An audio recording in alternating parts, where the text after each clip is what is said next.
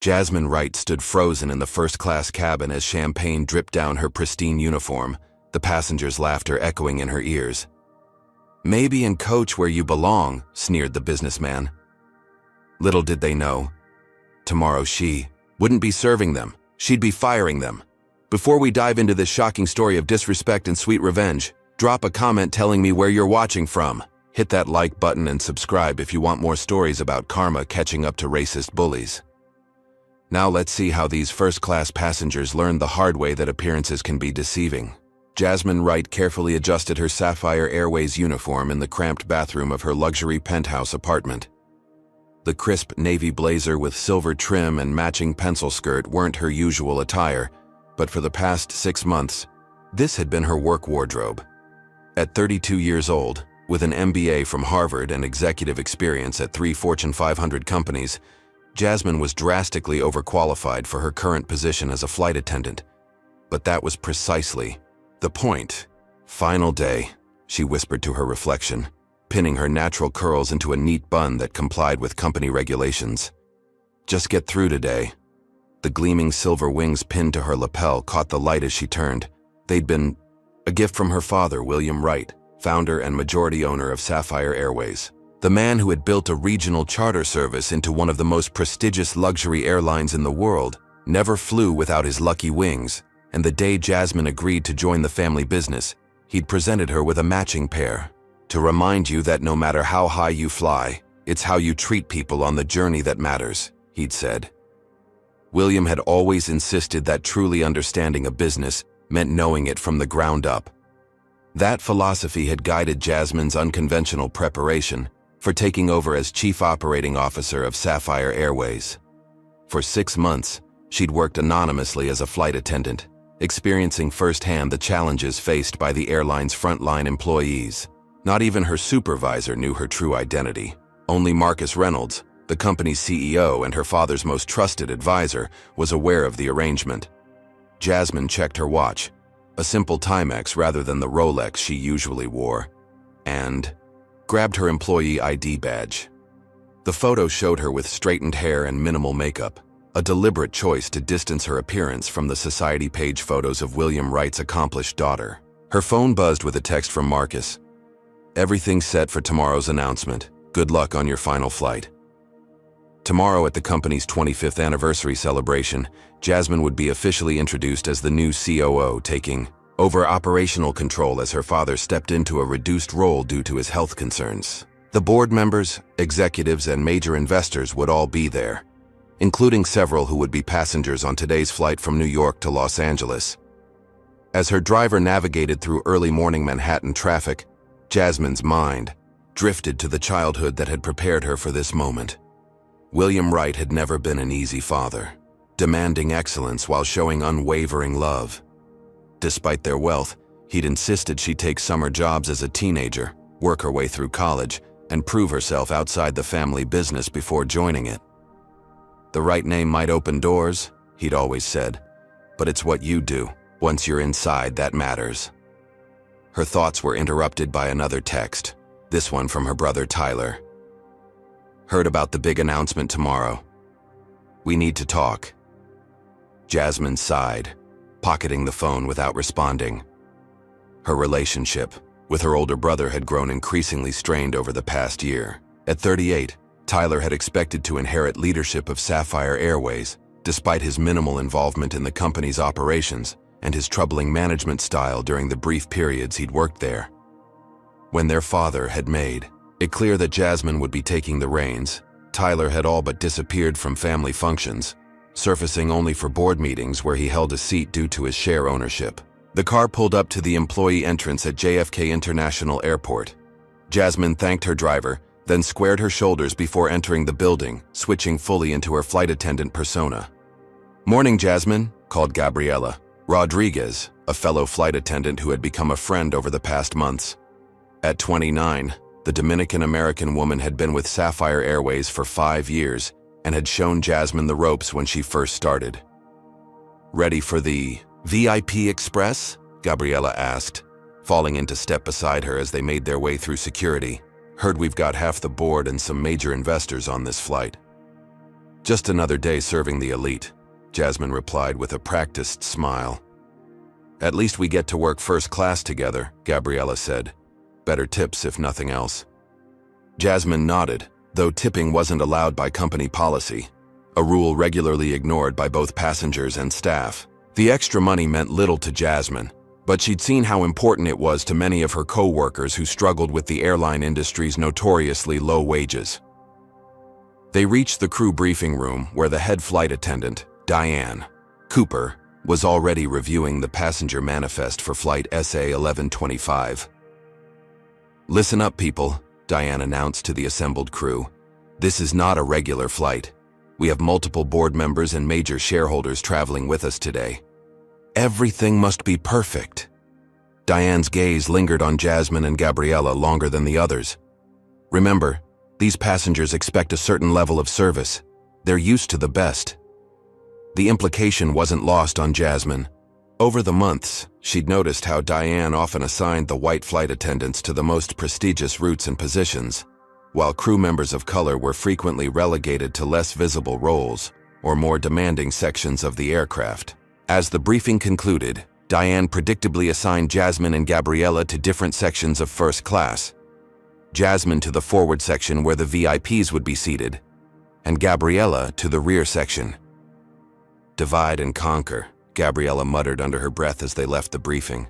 "God forbid two women of color work the same section together." Jasmine squeezed her friend's arm sympathetically. "I'll save you if Richard Thornton starts demanding special whiskey again. And I'll rescue you if his son tries hitting on you for the 10th time," Gabriella replied with an eye roll. Richard Thornton was infamous among the crew, a hedge fund manager and major investor in Sapphire Airways, with a reputation for treating staff like personal servants. His son Brad was equally notorious for his inappropriate advances toward female crew members. Both were listed on today's manifest. As they boarded the Airbus A350 to begin preparation for the 5-hour flight, Jasmine felt a flutter of anticipation. After today, everything would change. She would no longer be just another employee to be dismissed or disrespected. She would be in a position to implement real changes, to address the casual discrimination she'd witnessed, to improve working conditions, and to reshape the company culture her father had originally envisioned, but that had slowly eroded under the influence of investors like Thornton. While arranging welcome champagne flutes in the galley, Jasmine spotted Marcus Reynolds boarding early to personally check the aircraft. Their eyes met briefly, his with a subtle nod of encouragement.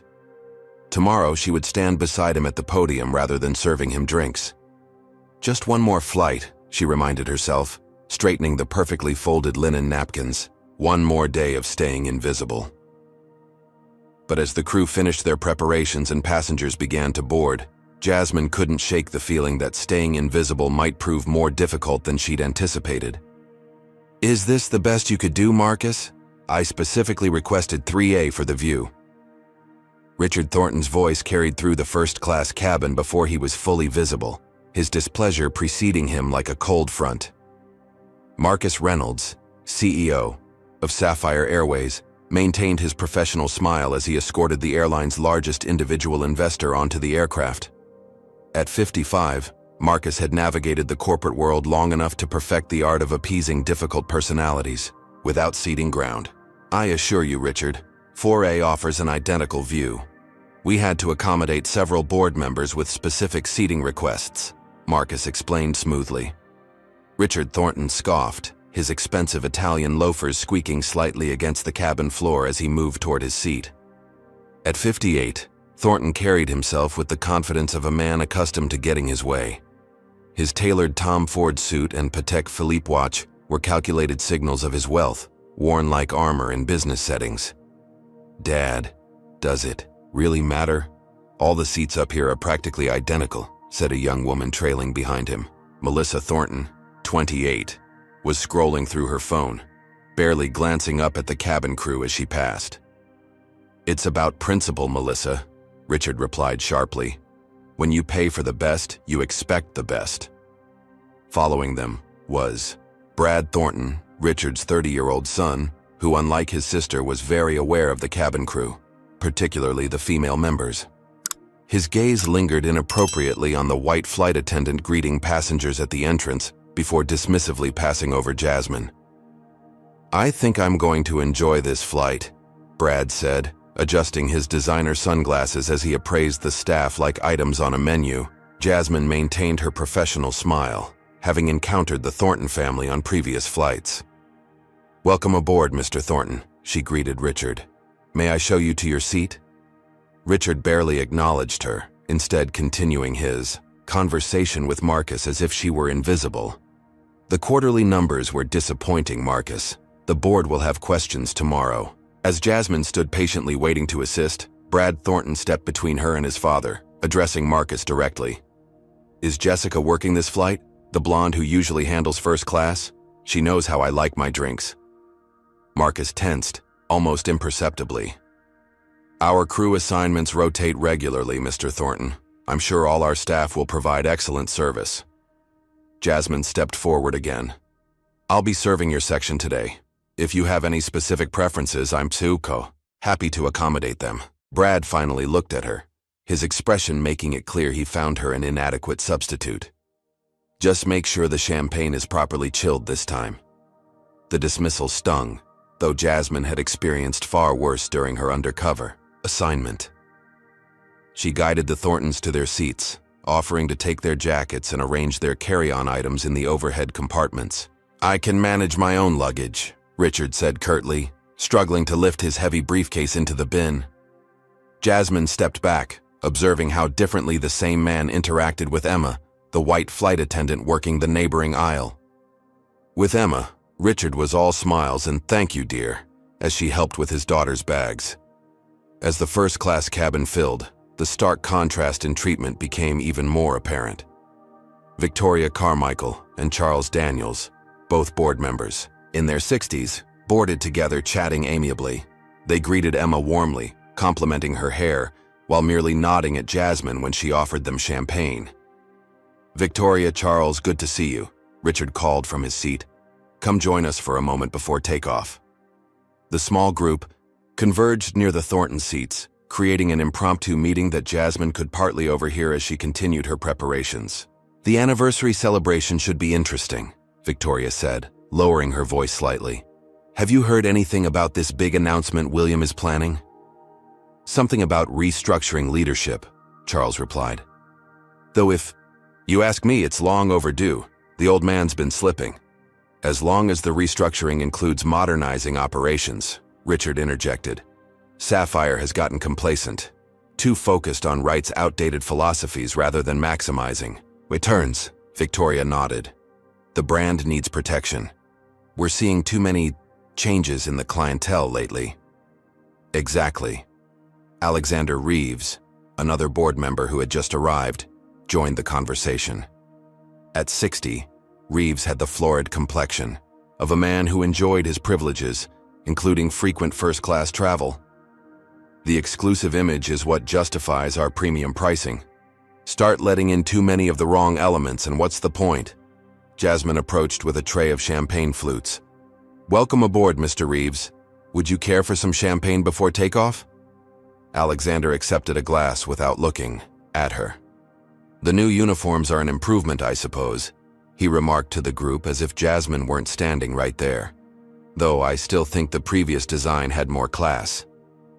"It's not just the uniforms that need attention," Victoria said, her voice dropping further, though not enough to prevent Jasmine from hearing. "Have you noticed the hiring trends in the past year? I'm all for diversity, but not at the expense of our image." "The wrong kind of diversity," Richard agreed with a knowing look. "Not everyone understands the level of sophistication our clients expect." As the conversation continued with thinly veiled racist commentary, Jasmine maintained her professional demeanor, though her jaw tightened slightly. These were the people with significant influence over her family's company, people who would soon discover she was about to become their colleague, not their servant. A new passenger approached the first-class cabin, immediately standing out from the others. Michael Chen, 34, dressed in a casual but clearly expensive outfit of designer jeans and a cashmere sweater, had none of the entitled air that characterized the other first-class passengers. As the founder of a successful tech company, his wealth was newer, but no less substantial. "Good morning," he greeted Jasmine with direct eye contact and a genuine smile. "12B, please." "Right this way, Mr. Chen," Jasmine responded, grateful for the basic courtesy. As she guided him to his seat, Michael observed the group of board members. "Quite the power meeting happening already," he commented quietly. "Several board members and investors traveling for tomorrow's company anniversary event," Jasmine explained. "Ah, the Sapphire Airways celebration.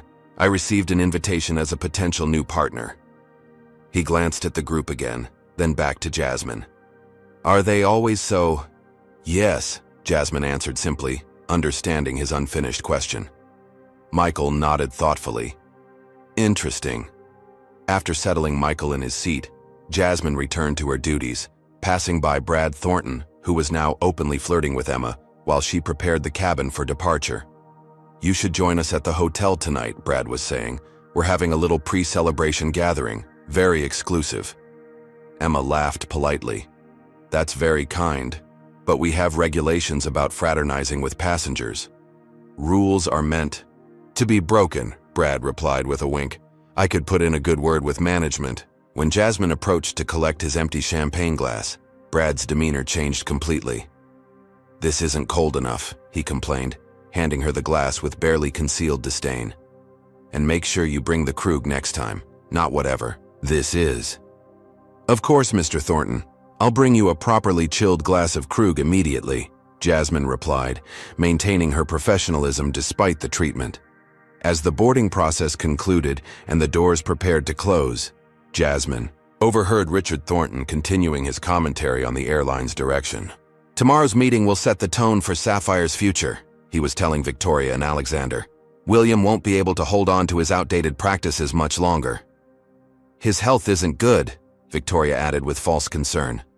"Perhaps it's time for fresh leadership with a more contemporary vision." "I have some specific recommendations prepared," Richard said, starting with operational efficiencies in staffing. "You mean fewer people like her?"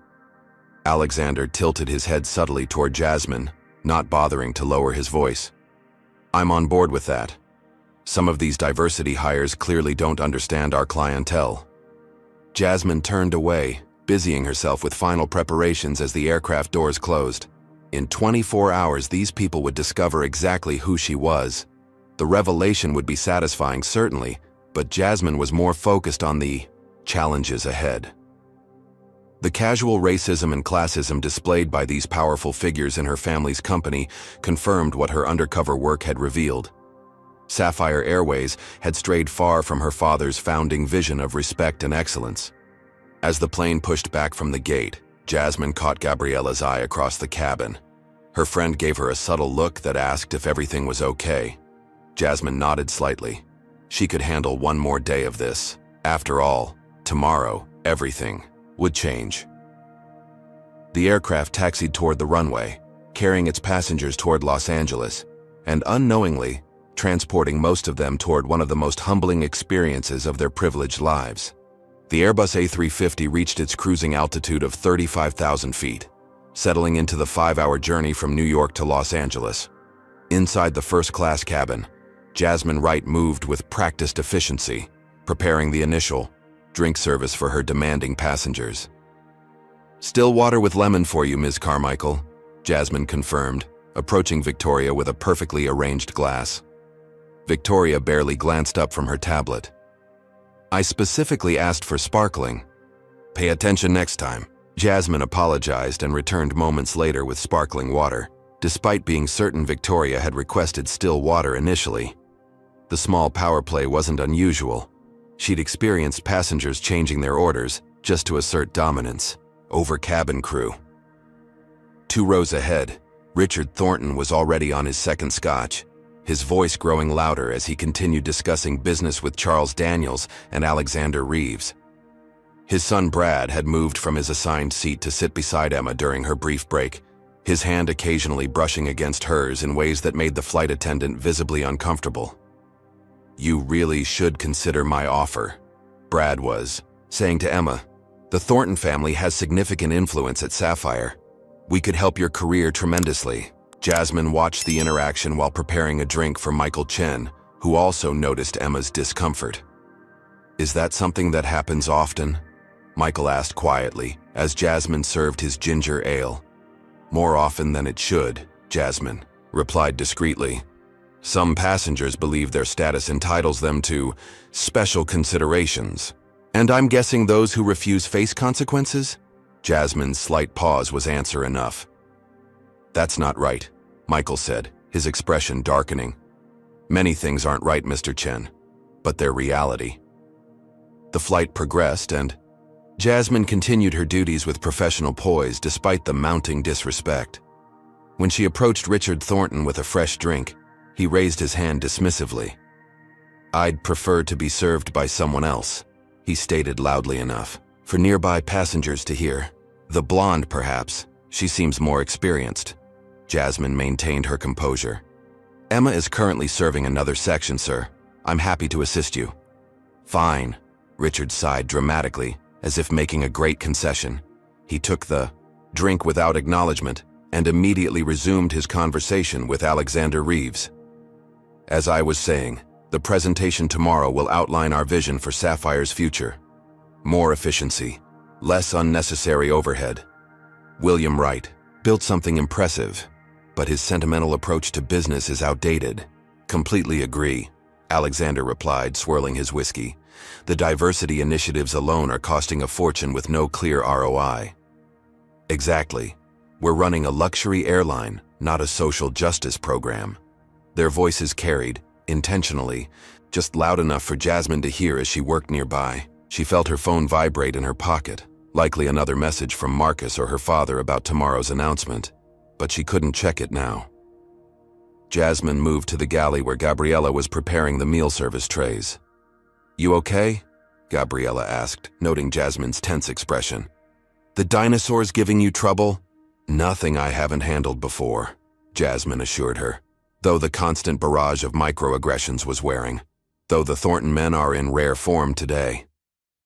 Brad cornered me in the rear galley earlier, Gabriella confided. Wanted to know if I'd be working the return flight tomorrow. When I said no, he lost interest pretty quickly. They're discussing plans to restructure the airline, Jasmine said quietly. Seems to include cutting unnecessary diversity initiatives. Gabriella's expression hardened. Of course they are. Heaven forbid their champagne costs an extra $1 so employees can make a living wage or customers who don't look like them feel welcome. The call button from Richard Thornton's seat illuminated, interrupting their conversation. Jasmine sighed and returned to the cabin. Yes, Mr. Thornton, how can I help you? Richard held up his empty glass. This ice has melted. I need fresh ice. It was a trivial request that could have waited for the regular service round, but Jasmine nodded. Right, away, sir. As she turned to head back to the galley, Richard shifted suddenly in his seat, extending his leg into the aisle. Jasmine, carrying the empty glass, had to quickly sidestep to avoid tripping. The abrupt movement caused her to bump into another passenger who was returning from the lavatory, sending both of them off balance. Richard immediately raised his voice. Watch where you're going. You nearly spilled my drink. The drink that was already empty. The drink she was holding. The absurdity of the accusation might have been amusing if it weren't so deliberately malicious. I apologize, sir, Jasmine said, steadying herself. I'll be more careful. This is exactly the problem with lowering hiring standards, Richard said loudly to Alexander. Basic competence gets sacrificed for quotas. Jasmine returned to the galley, took a deep breath, and prepared a fresh drink with new ice. When she delivered it to Richard, he accepted it without acknowledging her. As she turned to leave, Richard shifted again, this time bumping her arm deliberately. The expensive scotch splashed over the rim of the glass, speckling her uniform. Now look what you've done, Richard exclaimed, as if she had been the one to cause the spill. This is unacceptable. Absolutely unprofessional. Heads turned throughout the first-class cabin. Victoria Carmichael smirked slightly. Brad Thornton snickered openly. Maybe you should stick to serving in coach where you belong, Richard added, his voice dripping with condescension. This level of service isn't appropriate for first class. The cabin fell silent as passengers watched the scene unfold. Jasmine stood perfectly still, champagne dripping down her uniform, aware that all eyes were on her. She could see Gabriella moving toward her from the galley, concern etched on her face. "I'll get you a fresh drink and something to clean that up, sir," Jasmine said evenly, years of training keeping her voice steady despite the humiliation burning through her. "Don't bother," Richard waved dismissively. "I'll speak with your supervisor about this incident. What's your employee number?" Before Jasmine could respond, Michael Chen spoke up from his seat. "I believe I saw what happened, sir. The spill wasn't her fault." Richard turned, clearly annoyed at the interruption. "And you are?" "Michael Chen, and I distinctly saw you move your arm as she was setting down your drink." Richard's expression darkened. "I don't believe anyone asked for your interpretation of events. Just providing my observation," Michael replied calmly, "as I'm sure the onboard cameras did as well." Richard faltered momentarily, then regained his imperious tone. "Well, regardless, the service on this flight has been substandard. I'll be addressing it with management." Jasmine excused herself to clean her uniform, retreating to the crew area, where Gabriella immediately handed her a towel. "That pompous racist," Gabriella muttered, helping Jasmine dab at the stains. "He did that on purpose. Everyone saw it." "It doesn't matter," Jasmine said quietly. "Let it go." "It does matter. You should report him." "And who would that report go to? The people who are having drinks with him? The supervisors who depend on keeping investors happy to maintain their jobs?" Jasmine shook her head. "The system is designed to protect people like Richard Thornton, not us." Gabriella studied her friend's face, noticing something different in her expression. "You seem almost calm about this. I would be furious." "Oh, I am," Jasmine admitted. "But some battles are fought differently." Her phone vibrated again, and this time she checked it quickly. A message from her father. "Everything set for tomorrow. Proud of you." Jasmine slipped the phone back into her pocket just as Diane Cooper, the head flight attendant, approached with a stern expression. "Mr. Thornton has filed a complaint about unprofessional service," Diane informed her. "He's a very important passenger, Jasmine. I'm going to need to document this." "Of course he did," Gabriella interjected, "after he deliberately caused her to spill his drink." "That's not what Mr. Thornton reported," Diane replied coolly. "And multiple first-class passengers have supported his account." "Multiple first-class passengers who are all traveling together and all have the same agenda," Gabriella countered. Diane's expression hardened. "That's enough, Gabriella. Return to your section immediately." After Gabriella reluctantly left, Diane turned back to Jasmine. "I'm reassigning you to the rear first-class section for the remainder of the flight. Emma will take over your current passengers." "That's exactly what they want," Jasmine said quietly. "What I want is to avoid further incidents with our most valued customers," Diane replied. "Change your uniform jacket and report to Section B in 5 minutes." As Diane walked away, Jasmine went to her crew bag to retrieve her spare uniform jacket. Her hands trembled slightly, not from fear or humiliation, but from controlled anger. She had experienced and documented 6 months of such incidents, building evidence of the systemic problems within the company she was about to help lead. While changing, she sent a brief text to Marcus. "Thornton incident documented. We'll discuss later." His reply came immediately. "Understood. Stay the course." Jasmine squared her shoulders and prepared to return to the cabin with her head held high. One more day. Just one more day. What would you do if you were in Jasmine's position? Comment number 1 if you would have confronted Richard Thornton directly, or number 2 if you would stay professional and bide your time for the right moment. Like and subscribe to see how Jasmine handles this situation and what happens when these first-class bullies learn who she really is. But here's the real question. How far will Richard and his entitled friends go before they cross the line completely? And what will be their breaking point when they learn the truth? 3 hours into the transcontinental flight, the first-class cabin had settled into a deceptive calm. Lunch service had concluded without major incident, though the reassignment of Jasmine to the rear section had clearly pleased Richard Thornton and his associates. They now occupied a cluster of seats in the forward cabin, continuing their informal business meeting over expensive wines and increasingly loud conversation. Jasmine maintained her professionalism while serving her new section, which included Michael Chen. He had observed the earlier confrontation and now watched with interest as she worked with undiminished poise. "That was handled with remarkable restraint," Michael commented when she served his coffee. "Most people would have lost their composure." "Professional training," Jasmine replied with a small smile. "And perspective." "Perspective?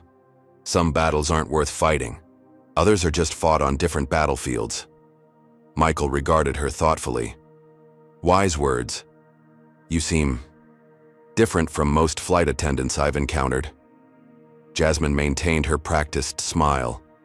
"We all have our stories, Mr. Chen." "Indeed we do," he agreed. "And I suspect yours is more interesting than most." Before Jasmine could respond, a burst of raucous laughter from the forward cabin drew their attention. Richard Thornton was holding court, his voice carrying clearly throughout the first-class section as the alcohol continued to flow freely. "The old man doesn't understand modern business," Richard proclaimed, referring to William Wright without using his name. "Sentiment doesn't generate shareholder value. He built an impressive company," Charles Daniels countered, though his tone suggested limited defense of the founder. "Credit where it's due. A company that's resting on its laurels," Richard retorted. "When was the last significant innovation? The last meaningful efficiency improvement? We're carrying dead weight in every department." Victoria Carmichael nodded in agreement. "The focus on employee programs and diversity initiatives is admirable in theory, but the resources could be better allocated to shareholder returns." "Exactly," Richard exclaimed, too loudly for the confined space. "We're not running a charity. Premium prices demand premium service, and that means having the right people in the right positions." He glanced meaningfully toward Jasmine as he said this. Jasmine pretended not to hear as she continued her duties, though she was documenting every word mentally. These were the power players in her family's company, openly discussing dismantling her father's vision. Brad Thornton, now visibly intoxicated, added his perspective. "The old man should have brought in professional management years ago. Family businesses always get soft." "Well, after tomorrow's meeting, things will change," Richard stated confidently. "The board has heard my concerns. The restructuring announcement will be just the beginning." Alexander Reeves raised his glass. "To the future of Sapphire Airways, sleeker, more efficient, and properly positioned in the luxury market. Without the unnecessary baggage," Victoria added with a thin smile.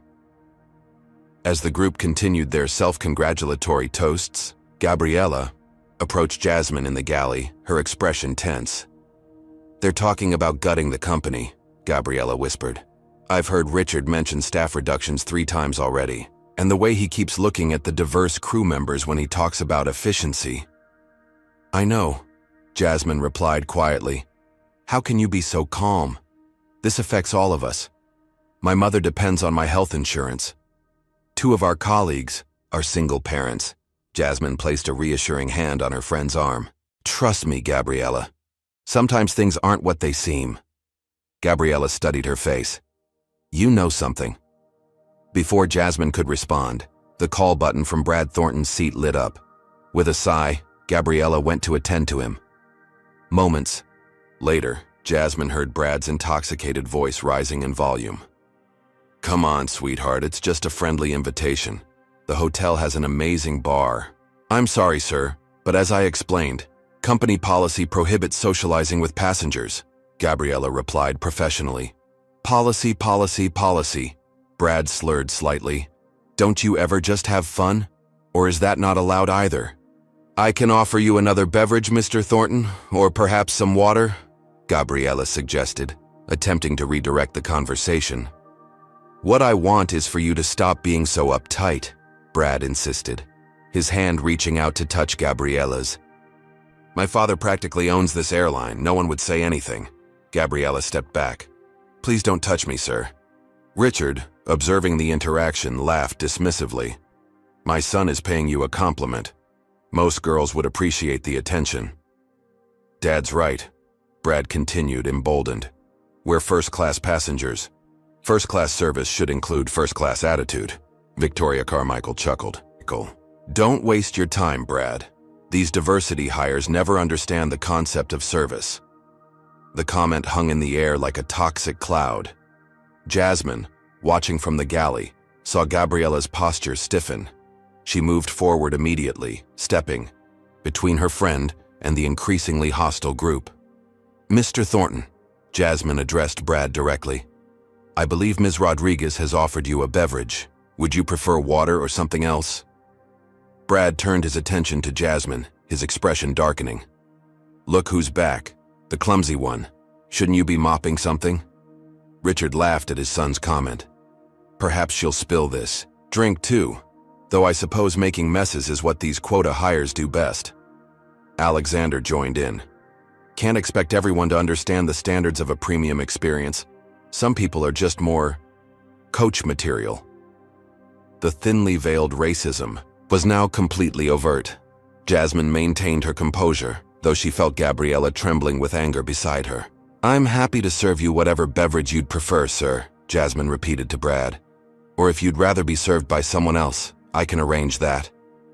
What I'd prefer, Brad said, leaning forward aggressively, is staff who know their place and show proper appreciation for first-class passengers. Victoria nodded. Exactly. There's a reason we pay premium prices. We expect premium people serving us.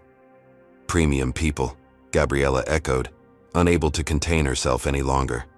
And what exactly makes someone premium in your estimation, Ms. Carmichael? Gabriella, Jasmine warned quietly. No, I'm curious, Gabriella continued, her professional veneer cracking. Is it the color of their skin, their accent, or just their willingness to tolerate disrespect?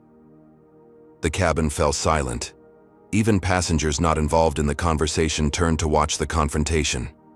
Richard Thornton's face darkened with anger. This is precisely what I've been talking about. Unprofessional, confrontational, playing the race card when called out for substandard service. No one mentioned race until you did, Mr. Thornton, Michael Chen interjected, rising from, his seat. I've been observing this entire interaction, and the only substandard behavior I've witnessed has been from your group. Stay out of this, Richard snapped. This doesn't concern you. Actually, it concerns everyone who values basic human dignity, Michael replied evenly. Victoria Carmichael turned to her colleagues with an exaggerated sigh. And this is exactly why the airline's reputation is suffering. They've allowed the wrong sort of passengers as well as staff. Jasmine stepped forward, placing herself between Gabriella and the Thornton group. Mr. Thornton, perhaps we should take a moment to de-escalate. I'm happy to speak with the captain about your concerns when we land. The captain? Richard scoffed. I'll be speaking directly with William Wright tomorrow. I'm personal friends with the owner, in case you weren't aware. One call from me and you'll be looking for a new job by the end of the week. The irony of his statement wasn't lost on Jasmine, but she maintained her professional demeanor. I understand, sir. In the meantime, how can we make the remainder of your flight more comfortable? You can start by getting us a flight attendant who understands service, Brad interjected, his words slurring slightly from alcohol. Preferably one who doesn't have an attitude problem. Gabriella opened her mouth to respond, but Jasmine subtly touched her arm, silently urging restraint. Alexander Reeves, who had been watching the exchange with obvious amusement, added his opinion. This is exactly why we need to revisit the hiring practices. Some people simply don't understand sophisticated humor or the nuances of luxury service. Sophisticated humor? Michael questioned sharply. Is that what you call thinly veiled racism and sexual harassment? No one is being racist, Victoria insisted with a practiced, offended tone. We simply expect a certain standard of service when we pay for first class. If pointing that out makes us racist, then the word has lost all meaning. The mental gymnastics you're performing would win Olympic gold, Michael replied dryly. Richard. Thornton stood abruptly, his imposing frame looming over Jasmine. I've had enough of this. I want to speak to the head flight attendant immediately. These two need to be disciplined, and I want it documented. Jasmine didn't back down. Sir, I need to ask you to return to your seat. We're still at cruising altitude, and for safety reasons, Don't you dare lecture me about airline safety, Richard interrupted. I probably own more shares in this company than your entire family will earn in a lifetime. When I want something on this aircraft, it happens. The situation was escalating dangerously. In the corner of her eye, Jasmine noticed Diane Cooper, the head flight attendant, approaching cautiously. She also spotted the air marshal seated in business class beginning to take notice of the disturbance. Mr. Thornton, Jasmine began again, her voice calm but firm. I understand you're upset. If you'd like to file a formal complaint, we have procedures for that. But right now I need to ask you to return to your seat and lower your voice. And I need you to understand who you're talking to, Richard replied, jabbing a finger toward her. One word from me at tomorrow's board meeting, and diversity hires like you will be the first to go. Brad, emboldened by his father's aggression, stood as well. Why wait until tomorrow? Let's talk to the pilot right now. I'm sure he'll be interested to know how his staff are treating their most valuable passengers. The tension in the cabin was palpable. Other passengers were watching with expressions ranging from discomfort to indignation.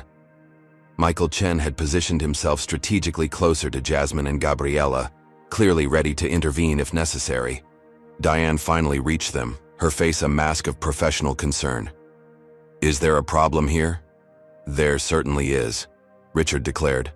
Your staff are being insubordinate and disrespectful. I want them removed from this cabin immediately. He's been harassing us, Gabriella countered, her voice tight with controlled anger, making racist comments and threats. Diane looked uncertainly between the wealthy, influential passengers and her staff. The conflict of interest was written clearly on her face. Protect her employees or appease powerful customers who could affect her own career.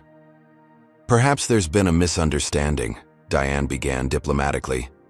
The only misunderstanding, Richard interrupted, is that these women seem to think their feelings matter more than proper service. That's enough. The new voice belonged to the air marshal, who had approached quietly during the confrontation. Sir, I need you to return to your seat immediately. And who are you? Richard demanded. Federal Air Marshal, and right now you're creating a disturbance that could potentially endanger this flight. Richard's expression fluctuated between rage and calculation. The presence of law enforcement changed the dynamic, introducing consequences beyond the reach of his influence. This isn't over, he muttered, finally returning to his seat. Not by a long shot. As the group dispersed, Jasmine felt her phone vibrate. Stepping into the galley, she checked it discreetly. A message from Marcus. Everything okay up there? Getting reports of a disturbance. She typed quickly. Situation contained. Thornton Group becoming aggressive. Will provide full details later. His response came immediately. Understood, Protocol Sapphire if needed. Protocol Sapphire was their prearranged code for revealing her identity if the situation became untenable. Jasmine considered it briefly, then decided against it. Less than 24 hours remained before the official announcement. Revealing. Herself now would be satisfying but potentially chaotic mid-flight. Gabriella joined her in the galley, her hands shaking slightly from adrenaline. I'm sorry, Jasmine. I shouldn't have responded to them, but the things they were saying... Don't apologize, Jasmine assured her. You stood up for yourself and you were right to do so. But I might have cost us both our jobs, Gabriella said worriedly. You know how these things go. It doesn't matter who's right, it matters who has power. Jasmine smiled slightly. Sometimes power isn't what it appears to be. Gabriella studied her friend's face. You keep saying things like that. What aren't you telling me? Before Jasmine could respond, Diane approached them, her expression grim. I need statements from both of you about what happened.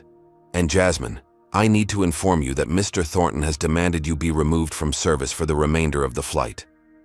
Of course he has, Jasmine said calmly. This is ridiculous, Gabriella protested. He was the one causing problems. It doesn't matter, Diane said wearily. He's threatened to call William Wright personally if we don't comply. We can't risk that kind of conflict with leadership. A small, ironic smile played at the corners of Jasmine's mouth. No, I suppose we can't. I'm sorry, Jasmine, Diane continued, not noticing her expression. But I'll need you to remain in the crew rest area for the remainder of the flight. Emma will cover your section. Jasmine nodded, maintaining her composure. I understand. As Diane left to manage the still tense cabin, Gabriella turned to Jasmine with disbelief. You're just accepting this? They're completely in the wrong, and you're being punished. Trust me, Gabriella, Jasmine said, gathering her items. Sometimes the long game is more important than the immediate battle. Gabriella shook her head in frustration. I don't understand how you can be so calm about this.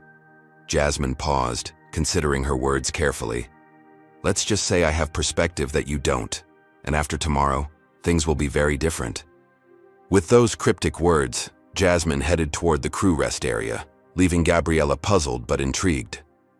As she settled into the small space where she would spend the remainder of the flight, Jasmine began typing detailed notes about the incident on her phone. Every word, every action, every participant, all documented for reference at tomorrow's meeting. The breaking point had been reached, but not in the way Richard Thornton anticipated. What he viewed as a victory, having her removed from his presence, was actually providing her with the time and privacy to prepare for what would come next. Tomorrow, the true breaking point would arrive, and the fracture lines would run in very different directions than anyone in that first-class cabin could possibly imagine. Jasmine remained in the crew rest area for nearly an hour, meticulously documenting every aspect of the confrontation with the Thornton group. Her fingers moved swiftly across her phone screen, recording dialogue, behaviors, and witnesses, building an irrefutable case that would soon become very relevant.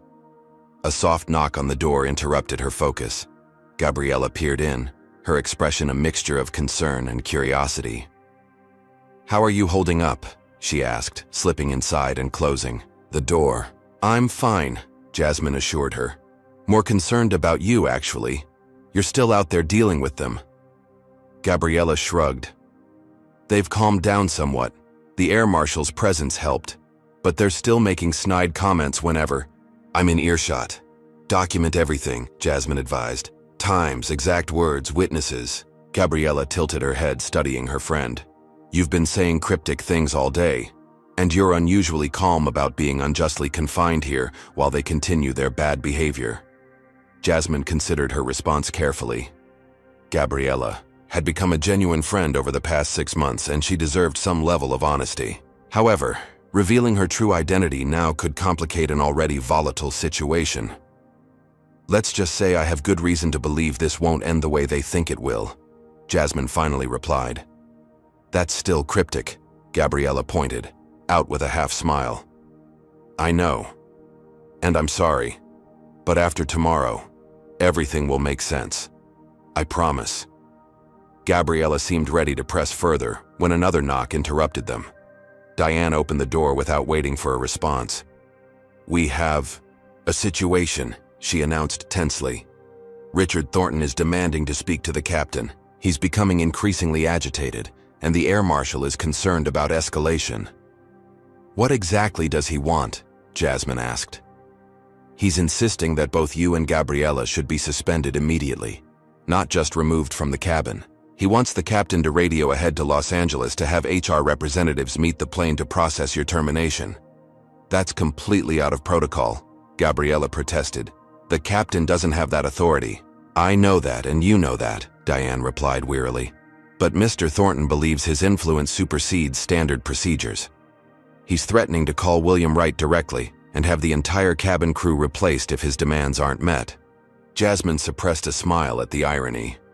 "And what does the captain say?" "Captain Rivera is reluctant to become involved in a cabin service dispute. He's suggested that Mr. Thornton document his complaints for review upon landing, but that's only made him more insistent." Diane hesitated. "Jasmine, he's specifically focused on you. He keeps saying you're emblematic of everything wrong with the airline's direction." "I see." Jasmine considered the situation. "And what would you like me to do?" Diane looked uncomfortable. "The captain has suggested that perhaps you could speak with Mr. Thornton directly. A personal apology might diffuse the situation." An apology? Gabriella exclaimed incredulously. For what? Being harassed and discriminated against? For any misunderstanding, Diane clarified hastily. We just need to get through this flight without further incident. Jasmine stood, straightening her uniform. I'll speak with him. Jasmine, no, Gabriella protested. You shouldn't have to apologize to that man. I didn't say I would apologize, Jasmine replied calmly. I said I would speak with him. Something in her tone caused both Diane and Gabriella to look at her with newfound curiosity. There was an authority in her voice that seemed oddly incongruous with her position. Jasmine followed Diane back to the first-class cabin, where the tension was immediately apparent. Richard Thornton was standing despite the seatbelt sign being illuminated, gesturing emphatically as he spoke to the air marshal. Brad lounged in his seat with a smug expression, while Victoria and Alexander watched with poorly concealed amusement. Several other passengers, including Michael Chen, observed the scene with evident disapproval. Ah, here she is now, Richard announced as he spotted Jasmine. The source of the problem. Jasmine approached with measured steps, stopping at a professional distance. Mr. Thornton, I understand you wanted to speak with me. Speak with you is putting it mildly, Richard replied coldly. I want you to understand exactly who you're dealing with and the consequences of your actions today. I'm listening, Jasmine said simply. Her calm response seemed to irritate him further. He had clearly expected fear or defensiveness, not this composed confidence. Do you have any idea who I am? Richard demanded, loud enough for the entire cabin to hear. Yes, Mr. Thornton. You're a hedge fund manager and a significant investor in Sapphire Airways. More than significant, he corrected sharply. I'm the largest individual shareholder outside the Wright family themselves. I have William Wright's personal phone number. One call from me, and your career in aviation is over. Jasmine nodded thoughtfully. That's quite an impressive level of influence. Her measured response wasn't providing the emotional reaction Richard clearly craved. He continued, his voice rising slightly. I've been flying first class on this airline since before you were hired. I've generated millions in revenue and brought countless elite clients to Sapphire. And this is how I'm treated? By someone who clearly doesn't understand the standards expected in premium service? What standards would those be exactly? Jasmine asked, her voice level, but with an undercurrent of steel that hadn't been present before. Excuse me? Richard seemed taken aback by the direct question. You've mentioned standards several times. I'm curious what specific standards you believe I've failed to meet. The directness of her question created an uncomfortable moment. Richard glanced at his companions, who offered silent encouragement. Respect for one, he finally stated. Deference to passengers who pay premium prices. Understanding your role in the customer experience. I see. And how would you define respect in this context? Richard's irritation grew more visible. Don't play semantic games with me. You know exactly what I mean. Actually, I don't, Jasmine replied, because from my perspective, respect should be mutual. I've treated you and your companions with professional courtesy throughout this flight, despite receiving none in return. Murmurs rippled through the cabin. Other passengers were now openly watching the confrontation, with several nodding in agreement with Jasmine's assessment. This is precisely what I'm talking about, Richard said to the air marshal. Insubordination, challenging a passenger instead of providing service. Answering your question honestly isn't insubordination, Mr. Thornton, Jasmine countered. It's communication. Richard's face flushed with anger. I don't need to be lectured by someone whose job depends on my satisfaction. Actually, my job depends on safely transporting all passengers to their destination while maintaining a secure and respectful environment on board, Jasmine corrected him. Satisfaction is important, but not at the expense of dignity. For passengers, or crew, Brad Thornton snorted derisively. Listen to her, talking about dignity when she can't even serve a drink without spilling it. A drink that your father deliberately caused to spill, Michael Chen interjected from nearby. I saw it clearly, as did several other passengers. No one asked for your input, Richard snapped at Michael before turning back to Jasmine. I want your employee number and full name. I'll be speaking directly with William Wright about this tomorrow." A subtle smile touched Jasmine's lips. "I'm sure you will." Something in her tone caused Richard to pause, studying her more carefully. "You find this amusing? Your career is on the line." "Mr. Thornton," Jasmine replied evenly, "I've documented every interaction we've had today, every comment about diversity hires, every instance of harassment, every discriminatory remark you and your associates have made about staff of color. I've noted the witnesses, times, and exact wording." Richard's expression flickered momentarily before hardening again. "Documenting your perceived slights won't help you. It's your word against mine, and I can guarantee whose account will carry more weight with management." "Perhaps," Jasmine acknowledged. "But I wonder how those comments would be received by the public if they were to become known. Sapphire Airways has built its brand on exclusive luxury, yes, but also on ethical treatment of staff and passengers alike." Victoria Carmichael leaned forward. "Are you threatening us with some kind of public relations smear? Because I assure you, that would constitute defamation." "Not at all, Ms. Carmichael. I'm simply pointing out that actions and words have consequences for everyone, regardless of their position or wealth." The subtle shift in power dynamics was becoming apparent to everyone in the cabin. What had begun as a wealthy passenger asserting dominance over service staff had transformed into something more balanced and confusing for the Thornton Group. The air marshal, who had been observing silently, now stepped forward. "Mr. Thornton, I need to ask you to return to your seat. The seatbelt sign is still illuminated, and this conversation is not resolving productively." "Not until I get her name and employee number," Richard insisted. Jasmine reached into her pocket and produced a business card. Not her flight attendant identification, but something else. She held it for a moment without extending it. "Mr. Thornton, perhaps we should continue this discussion after we land. I believe it would be more productive for everyone." "I don't want to continue it later. I want your information now so I can ensure you're dealt with appropriately," Richard demanded. Jasmine finally extended the card, watching carefully as Richard snatched it from her fingers. For a moment, he stared at it in confusion. Then his eyes widened, his face cycling through expressions of disbelief, shock, and finally dawning horror.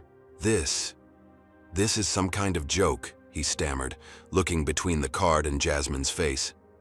"I assure you it's not, Mr. Thornton." Jasmine's voice remained professional, but there was a new note of authority that hadn't been present before. Brad leaned over to look at the card. "What is it? What does it say?" Richard seemed unable to answer, his face paling visibly. Jasmine spoke into the tense silence. "Mr. Thornton, I believe you wanted to discuss the airline's direction and leadership tomorrow. I'm looking forward to that conversation as well."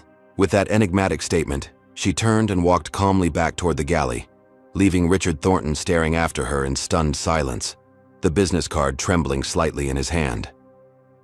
In the galley, Gabriella was waiting with barely contained curiosity. "What happened? What did you say to him? He looks like he's seen a ghost." "Let's just say Mr. Thornton has received some unexpected information," Jasmine replied. "I suspect the remainder of the flight will be much quieter."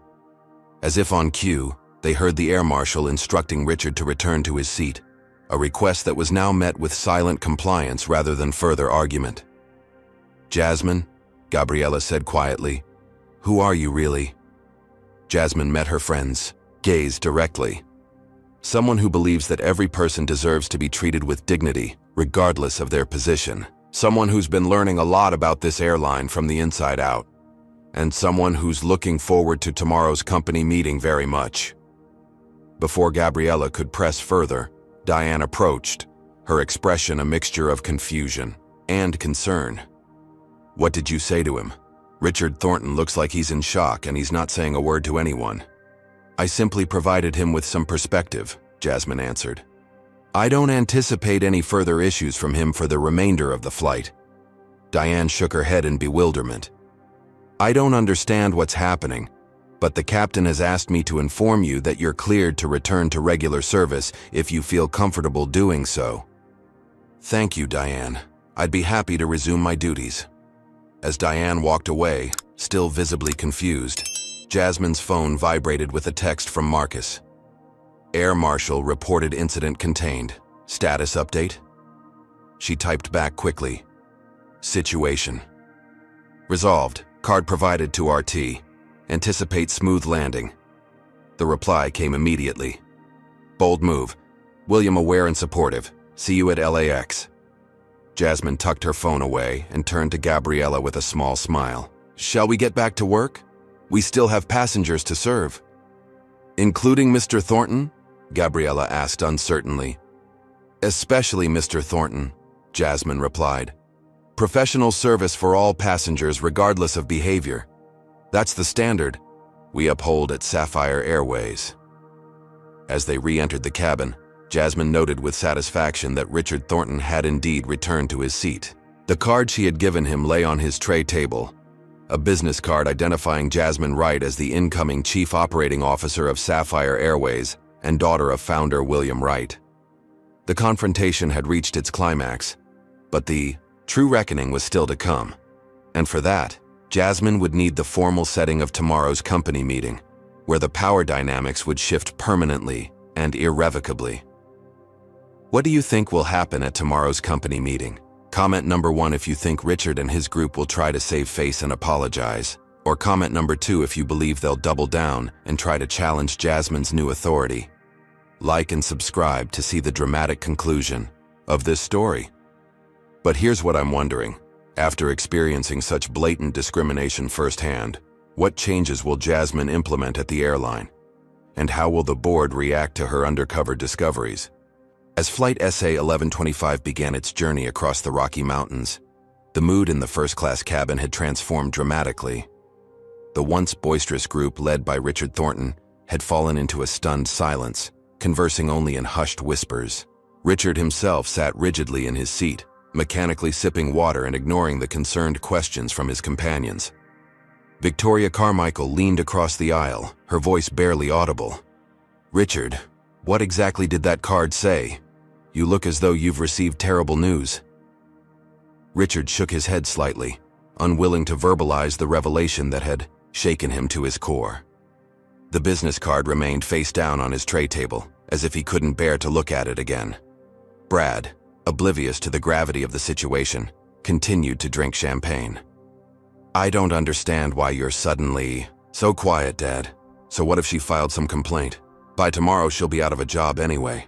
"It's not that simple," Richard finally muttered, shooting a warning glance at his son to lower his voice. Meanwhile, Jasmine had resumed her duties with composed professionalism, serving passengers in both sections of first class. When she approached Michael Chen's seat, he regarded her with newfound understanding. "Things make more sense now," he said quietly as she refreshed his drink, "though I'm still processing the implications." "I appreciate your earlier support, Mr. Chen," Jasmine replied. "It's passengers like you who represent the true spirit of Sapphire Airways." "I look forward to tomorrow's meeting with even greater interest now," Michael commented. "I suspect it will be quite enlightening." Jasmine smiled diplomatically. "I believe it will be transformative for many involved." As she moved through the cabin, Jasmine noticed dark clouds gathering outside the aircraft windows. The captain's voice soon came over the intercom. "Ladies and gentlemen, this is Captain Rivera speaking. We're approaching an area of turbulence over the Rockies. I've illuminated the seatbelt sign and asked the cabin crew to suspend service temporarily. Please return to your seats and secure any loose items." Jasmine and Gabriella efficiently cleared, serving items and ensured the cabin was prepared for turbulence. As they finished their safety checks, the first jolts rocked the aircraft, causing several passengers to gasp involuntarily. "Standard mountain turbulence," Jasmine reassured a nervous passenger. "Completely normal for this route." The turbulence intensified as the aircraft navigated through building storm clouds.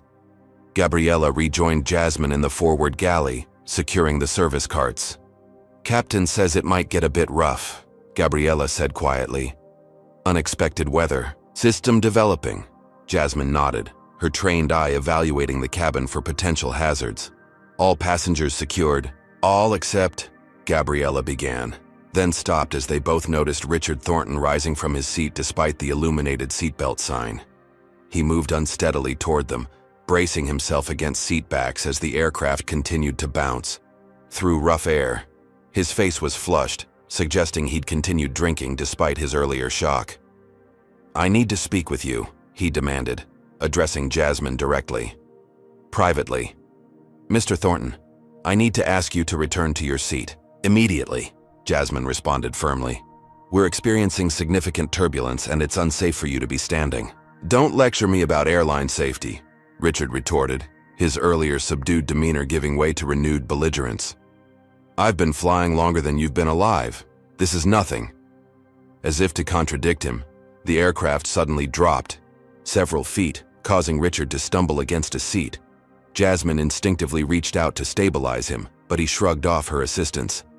"Sir, please return to your seat now," Jasmine insisted, her voice carrying the authority of a safety officer rather than a service provider. "Not until we clarify a few things," Richard persisted.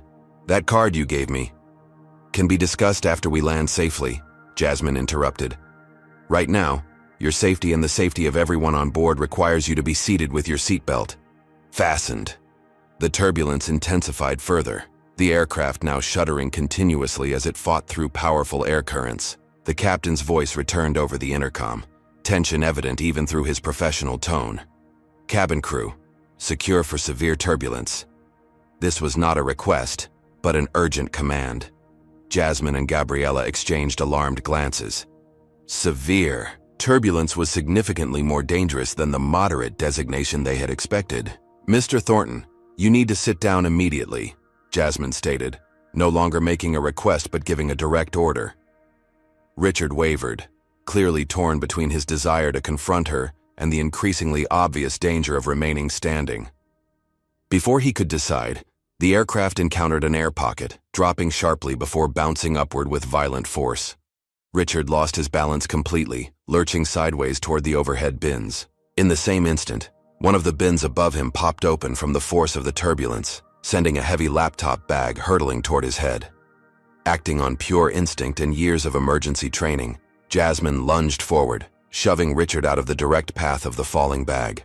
The laptop missed his head but struck his shoulder with enough force to spin him around. Off balance and disoriented, he stumbled into a seated passenger who cried out in pain. The cabin erupted in alarmed voices as Jasmine and Gabriella worked quickly to control the situation. "Medical kit," Jasmine called to Gabriella, who immediately retrieved the emergency medical supplies. The passenger Richard had fallen against, an elderly woman, was clutching her arm and wincing in pain. Meanwhile, Richard himself was sprawled awkwardly in the aisle, stunned but apparently not seriously injured. Jasmine knelt beside the elderly passenger first. "Ma'am, can you tell me where it hurts?" "My wrist," the woman replied through gritted teeth. "When he fell against me, my arm got twisted." Jasmine performed a quick assessment, concluding the woman had likely sprained her wrist rather than broken it. She applied an ice pack and a temporary brace from the medical kit. Only then did she turn her attention to Richard, who was now sitting up in the aisle, rubbing his shoulder where the laptop had struck him. "Are you injured, Mr. Thornton?" Jasmine asked professionally, despite everything that had transpired between them. "You pushed me," he accused, his voice a mixture of pain and indignation. "I redirected you away from a falling object that would have struck your head," Jasmine corrected him. "Now I need to know if you're injured so I can provide appropriate medical assistance." The aircraft continued to shake violently around them, making even seated positions precarious. The air marshal had made his way to their location and was now assisting Jasmine. "Sir, we need to get you into a seat immediately," the air marshal insisted. Together they helped Richard into the nearest empty seat, which happened to be beside Michael Chen. As they secured his seatbelt, Richard continued to protest. "She deliberately pushed me into that woman," he insisted, pointing at the elderly passenger. "She could have killed us both." "I saw the entire incident, Mr. Thornton," Michael stated firmly. "Ms. Wright prevented a much more serious injury by redirecting the laptop's impact from your head to your shoulder. You should be thanking her, not accusing her." Brad Thornton, watching from his seat, had pulled out his phone and was recording the scene despite the turbulence and explicit instructions to secure all electronic devices. "This is going viral," he announced with malicious satisfaction. Flight attendant assaults premium passenger during turbulence. "Sir, turn off that device immediately," Gabriella ordered, noticing the recording. "It's a violation of safety protocols during severe turbulence." "Freedom of the press," Brad replied smugly. "The public deserves to see how Sapphire Airways staff treat their best customers," the air marshal intervened. "That's not a request, sir. It's a federal regulation. Turn off the device now or I'll be forced to confiscate it." Brad reluctantly lowered the phone, but not before making a show of uploading the video. Too late, it's already online. Jasmine, focused on ensuring all passengers were secure rather than Brad's provocation, continued moving efficiently through the cabin, checking seatbelts and securing loose items. The turbulence showed no signs of abating. If anything, it was intensifying. A particularly violent jolt sent a drink cart they thought was secured rolling dangerously down the aisle. Jasmine reacted instantly, throwing herself against it to stop its momentum before it could injure anyone. The impact was painful, but she managed to halt the heavy cart and secure it properly. "Ladies and gentlemen," Captain Rivera's voice came over the intercom again. "We are diverting slightly south to avoid the worst of this weather system. Please remain in your seats with your seatbelts fastened tightly. Cabin crew, continue to secure the cabin and then take your jump seats." Richard, still nursing his injured shoulder, raised his voice again. "You should have warned us this was coming. Where was the announcement about severe turbulence? This is gross negligence." "The severity of the turbulence was unexpected, Mr. Thornton," Jasmine explained calmly while continuing her safety checks. "The weather system intensified rapidly. That's why it's critical to keep your seatbelt fastened whenever you're seated, regardless of whether the sign is illuminated." "Don't lecture me about airline safety," Richard repeated his earlier complaint. "I know more about running an airline than you ever will." The irony of his statement wasn't lost on several passengers who had observed the earlier confrontation and now understood Jasmine's true identity. A few sympathetic glances were directed her way as she professionally ignored the provocation and continued ensuring passenger safety. The turbulence began to ease gradually as the aircraft navigated around the worst of the storm system. Captain Rivera announced they were clear of the immediate danger, though the seatbelt sign would remain illuminated as a precaution. Once all passengers were confirmed secure, and the elderly woman with the sprained wrist was comfortable, Jasmine finally took her jump seat beside Gabriella for the remainder of the turbulent passage. "That was intense," Gabriella whispered. "Are you okay? I saw you take a hit from that cart." "I'm fine," Jasmine assured her, though her side was throbbing where she'd impacted the heavy metal cart. "Just another day in paradise." "A paradise where passengers record you doing your job and try to use it against you," Gabriella muttered. Brad uploaded that video before the air marshal could stop him. "Let him," Jasmine replied with surprising calmness. "The complete footage will tell a very different story than the narrative he's trying to create." As the aircraft continued its journey through lighter turbulence, Jasmine observed the Thornton group huddled in intense conversation. Richard appeared to be filling Victoria and Alexander in on the revelation from the business card, judging by their shocked expressions and frequent glances in her direction. Brad, oblivious to the significance of what had transpired, continued to check his phone whenever the air marshal wasn't looking, presumably monitoring the response to his uploaded video. "It's already getting traction," he announced loudly enough for Jasmine to hear. #AngryBlackFlightAttendant is trending in Los Angeles. That's what happens when you mess with passengers who have influence. Jasmine didn't respond to the provocation, instead focusing on checking in with each passenger affected by the turbulence. When she reached the elderly woman with the sprained wrist, she found Michael Chen had changed seats to sit beside her, offering comfort and assistance. "Ms. Abernathy was just telling me she's a retired flight attendant herself," Michael informed Jasmine. 40 years with Pan Am and then Delta. "It was different in my day," Ms. Abernathy said, adjusting the ice pack on her wrist. "But some things never change, like rich folks thinking the rules don't apply to them during turbulence." Jasmine smiled. "Thank you for your understanding, Ms. Abernathy. We'll have medical personnel meet the aircraft to properly examine your wrist when we land." "Don't you worry about me, honey," the older woman replied. "I've seen worse. Though I must say your quick action with that cart was impressive. In my day, we'd have recommended you for a safety commendation." "Just doing my job," Jasmine responded modestly. "And doing it exceptionally well," Michael added. "I've flown millions of miles, and I've rarely seen cabin crew handle an emergency with such composure and effectiveness." Their conversation was interrupted by Richard Thornton's voice from across the cabin. "She deliberately endangered passengers. That's what happened." He was addressing Victoria and Alexander, but his voice was pitched to carry throughout the cabin, clearly intended for public consumption rather than private conversation. "If she had simply allowed me to return to my seat instead of confronting me, none of this would have happened," he continued, constructing his alternate narrative. "The elderly woman's injury is a direct result of her aggression." Several passengers who had witnessed the actual events exchanged skeptical glances. Ms. Abernathy herself shook her head in disgust. "That man would blame the pilot for rain," she remarked dryly. Jasmine remained professional, refusing to engage in a public dispute. Instead, she returned to the galley to check in with Diane, who was coordinating with the captain about their arrival procedures. "Medical team confirmed for our arrival," Diane informed her. "And—" she hesitated, looking uncomfortable. "Marcus Reynolds will be meeting the aircraft personally.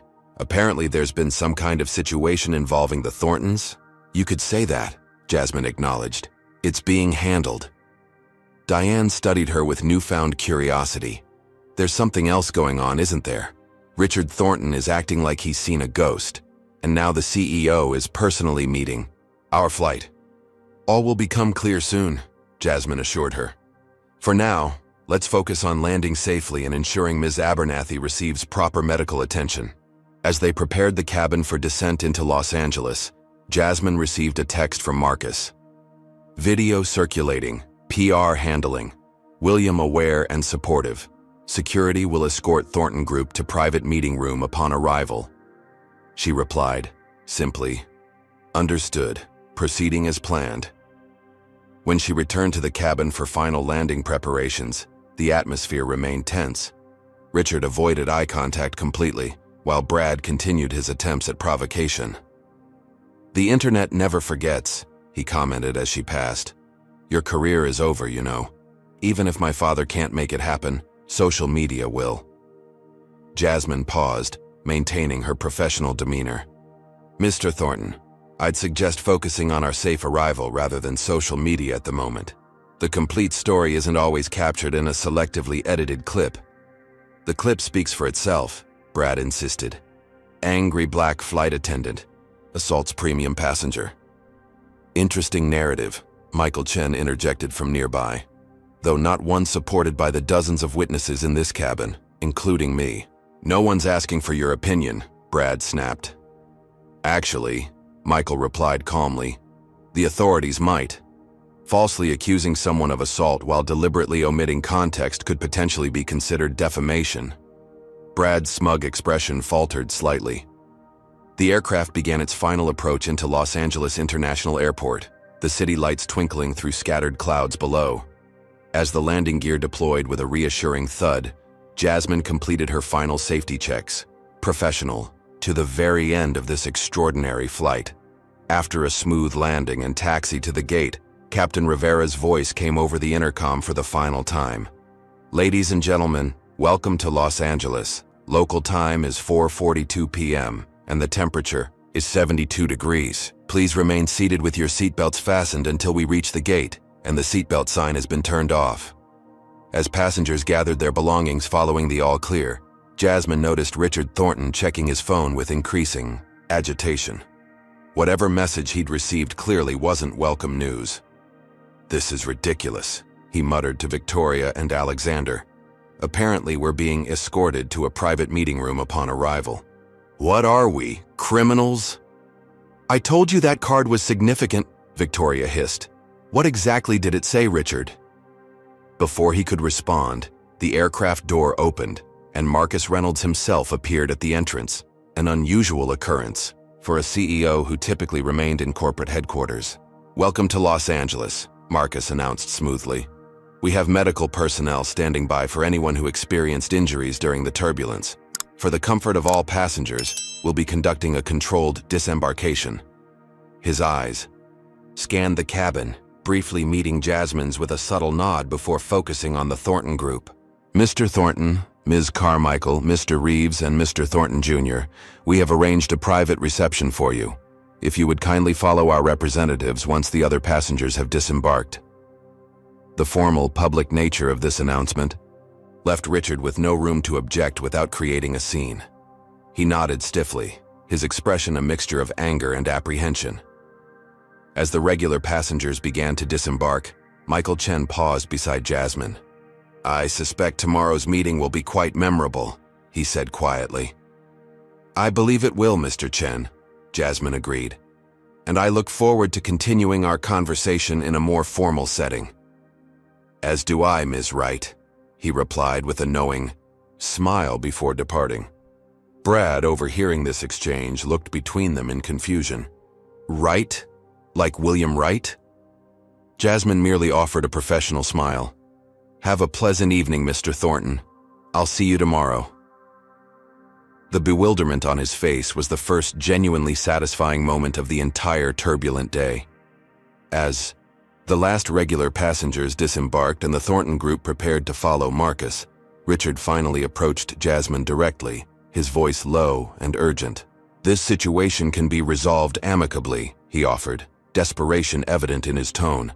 "Whatever misunderstanding has occurred, I'm sure we can come to a mutually beneficial arrangement." "I look forward to discussing that tomorrow, Mr. Thornton," Jasmine replied evenly, "along with your vision for the future of Sapphire Airways." His face paled at her reference to his earlier comments about reshaping the airline. Without another word, he followed Marcus off the aircraft, his usual commanding presence notably diminished. Gabriella approached Jasmine as the last passengers departed. "Okay, you have to tell me what's happening. Why is the CEO personally escorting them? And why did Michael Chen call you Ms. Wright?" Jasmine smiled at her friend. "Gabriella, I promised everything would make sense tomorrow, and it will. But I will tell you this. You might want to prepare yourself for some surprising news at tomorrow's company anniversary celebration." Outside the aircraft windows, Jasmine could see Richard and his group being led to a waiting Sapphire Airways executive vehicle, their expressions suggesting they were heading not to a celebration, but to a reckoning that had been 6 months in the making. The storm had passed, both the literal turbulence and the confrontation that had defined this flight. But for Richard Thornton and his associates, the real tempest was just beginning.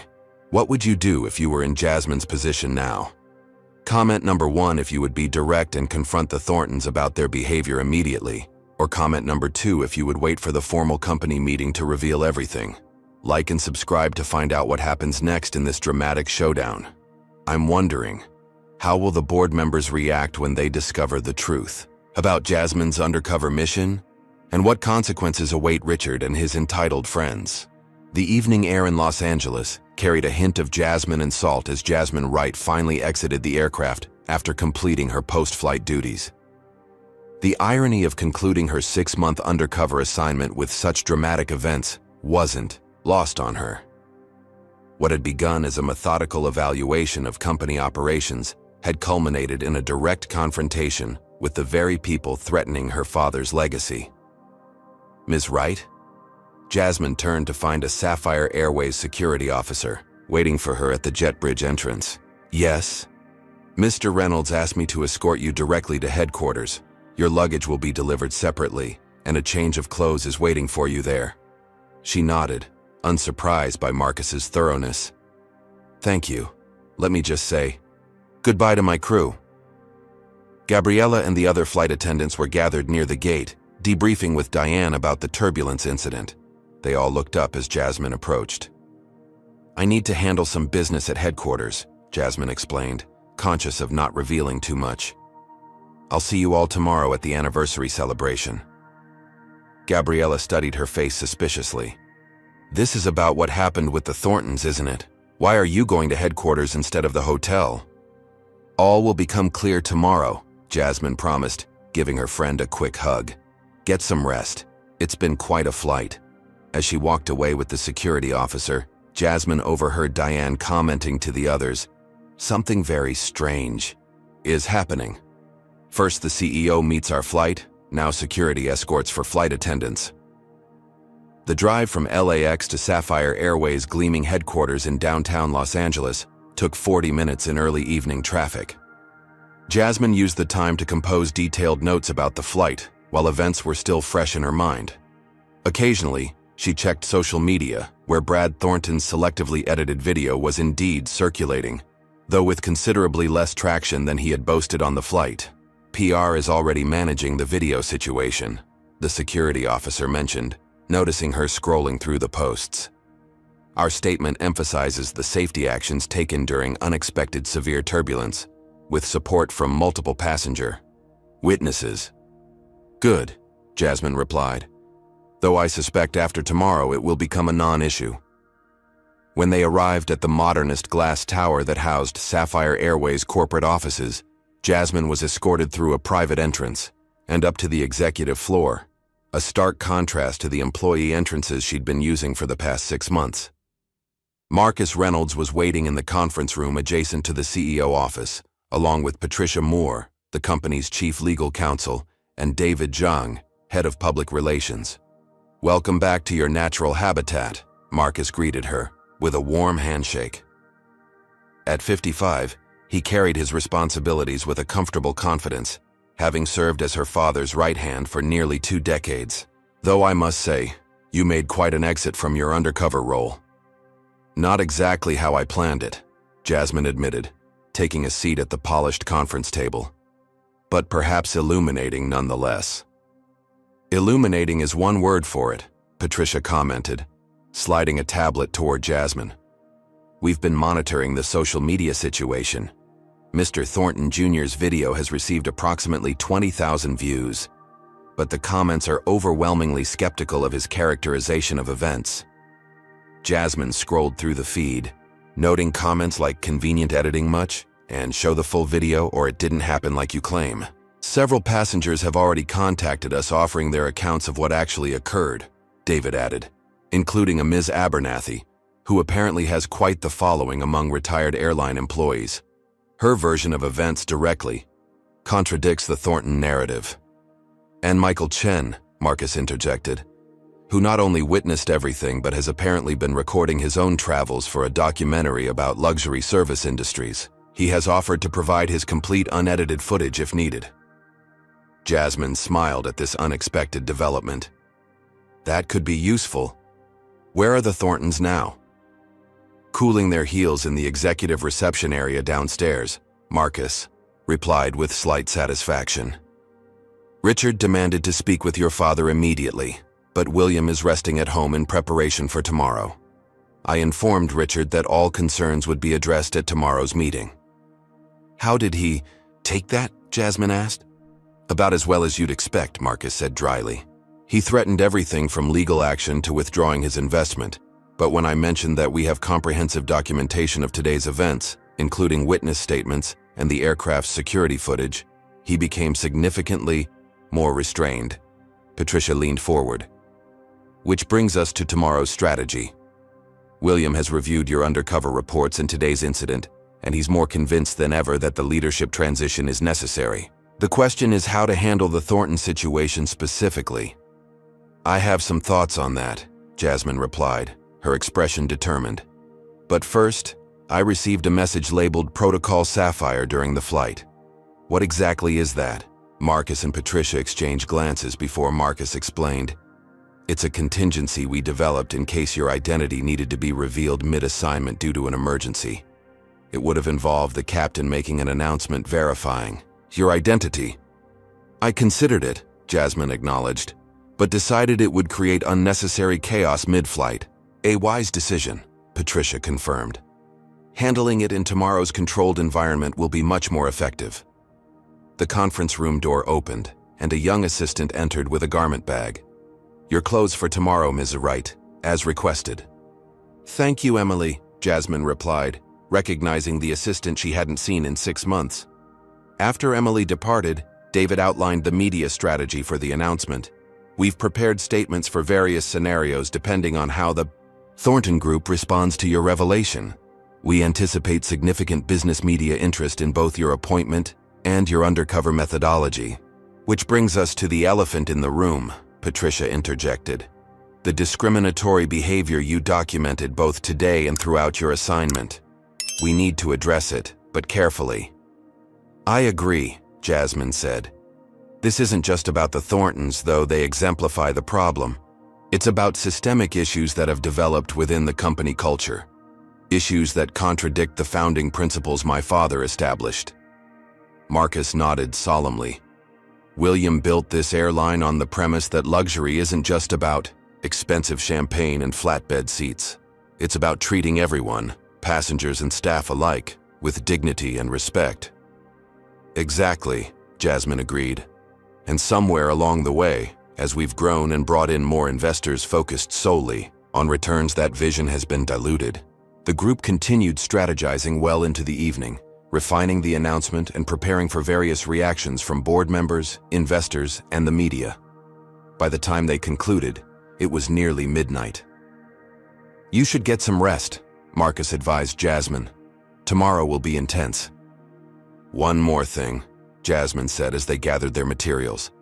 Gabriela Rodriguez, the flight attendant who stood up to the Thorntons with me. I want her involved in whatever comes next.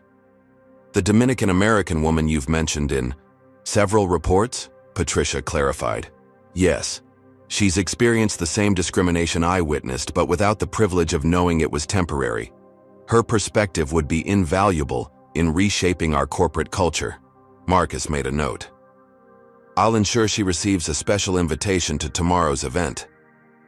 As Jasmine prepared to leave for the executive suite the company maintained for visiting dignitaries, her phone buzzed with a text from her father. Proud of you, Jasmine. Tomorrow, we set things right. She smiled, drawing strength from his confidence in her. The past 6 months had been challenging, experiencing firsthand the microaggressions and blatant discrimination that many employees faced daily. But tomorrow would mark the beginning of substantive changes. Jasmine paused at the floor-to-ceiling windows overlooking Los Angeles, the city lights stretching to the horizon. Somewhere out there, Richard Thornton was likely plotting his response to the day's events, unaware that his position was even more precarious than he imagined. The next morning dawned clear and bright, perfect weather for Sapphire Airways' 25th anniversary celebration. The event was being held at the company's headquarters in their spectacular sky lobby, a vast space with panoramic views of the city and mountains beyond. Jasmine arrived early, dressed in an impeccably tailored navy suit that echoed Sapphire Airways' colors, without mimicking the uniform she'd worn for the past 6 months. Her natural curls were styled elegantly, and she wore the silver wings pin prominently on her lapel, no longer a disguise but a symbol of pride in her family's legacy. Marcus met her in the private executive reception area. Everything's set. Your father arrived 30 minutes ago and is meeting with a few board members in his office. The Thornton Group has confirmed their attendance but requested a brief private meeting beforehand. Declined, I assume? Jasmine asked. Of course. All discussions will happen in the proper forum. They reviewed final details as the venue began filling with executives, board members, major investors, and select employees from various departments. Jasmine noticed Gabriela arriving, looking slightly confused by her special invitation to an event usually reserved for management. At precisely 10 a.m., Marcus stepped to the podium to begin the formal proceedings. The room quieted as he welcomed everyone to the 25th anniversary celebration of Sapphire Airways. Today marks not only a milestone in our company's history, but also the beginning of an exciting new chapter, Marcus announced. Before we proceed with the main announcement, I've received an urgent message. Would all board members, major shareholders, and yesterday's Flight SA-1125 crew please proceed to Boardroom A immediately for a brief pre-announcement meeting? Murmurs rippled through the crowd as the specified groups began moving toward the boardroom. Jasmine noticed Richard Thornton's expression, a mixture of confusion and apprehension as he and his associates joined the procession. Gabriela caught Jasmine's eye questioningly as she followed Diane and the other crew members. Jasmine herself remained in the reception area with Marcus, allowing the selected groups to assemble first. After giving them a few minutes, Marcus turned to her. "Ready to change the game?" he asked with a supportive smile. Jasmine took a deep breath, centering herself. "I've been ready for 6 months."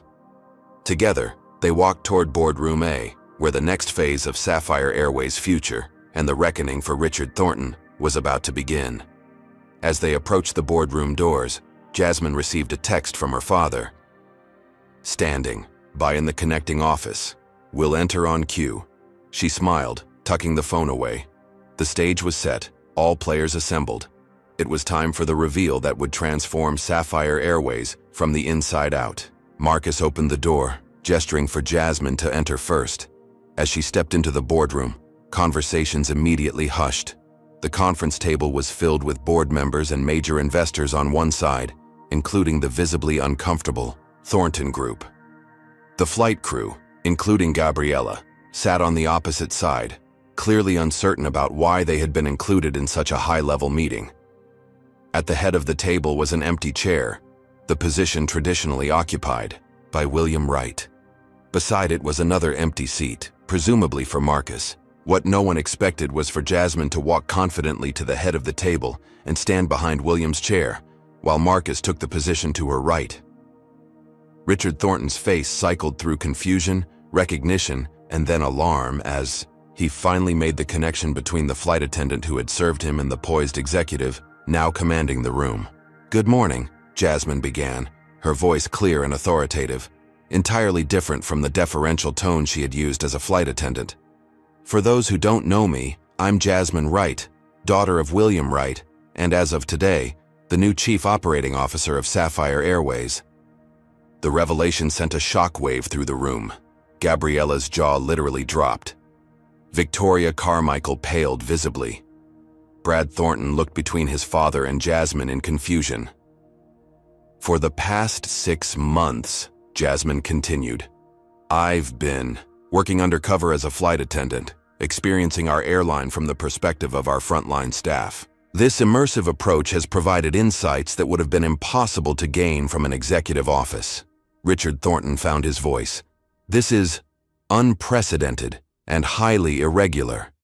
Actually, Mr. Thornton, it's perfectly aligned with my father's philosophy that truly understanding a business means knowing it from the ground up," Jasmine countered smoothly.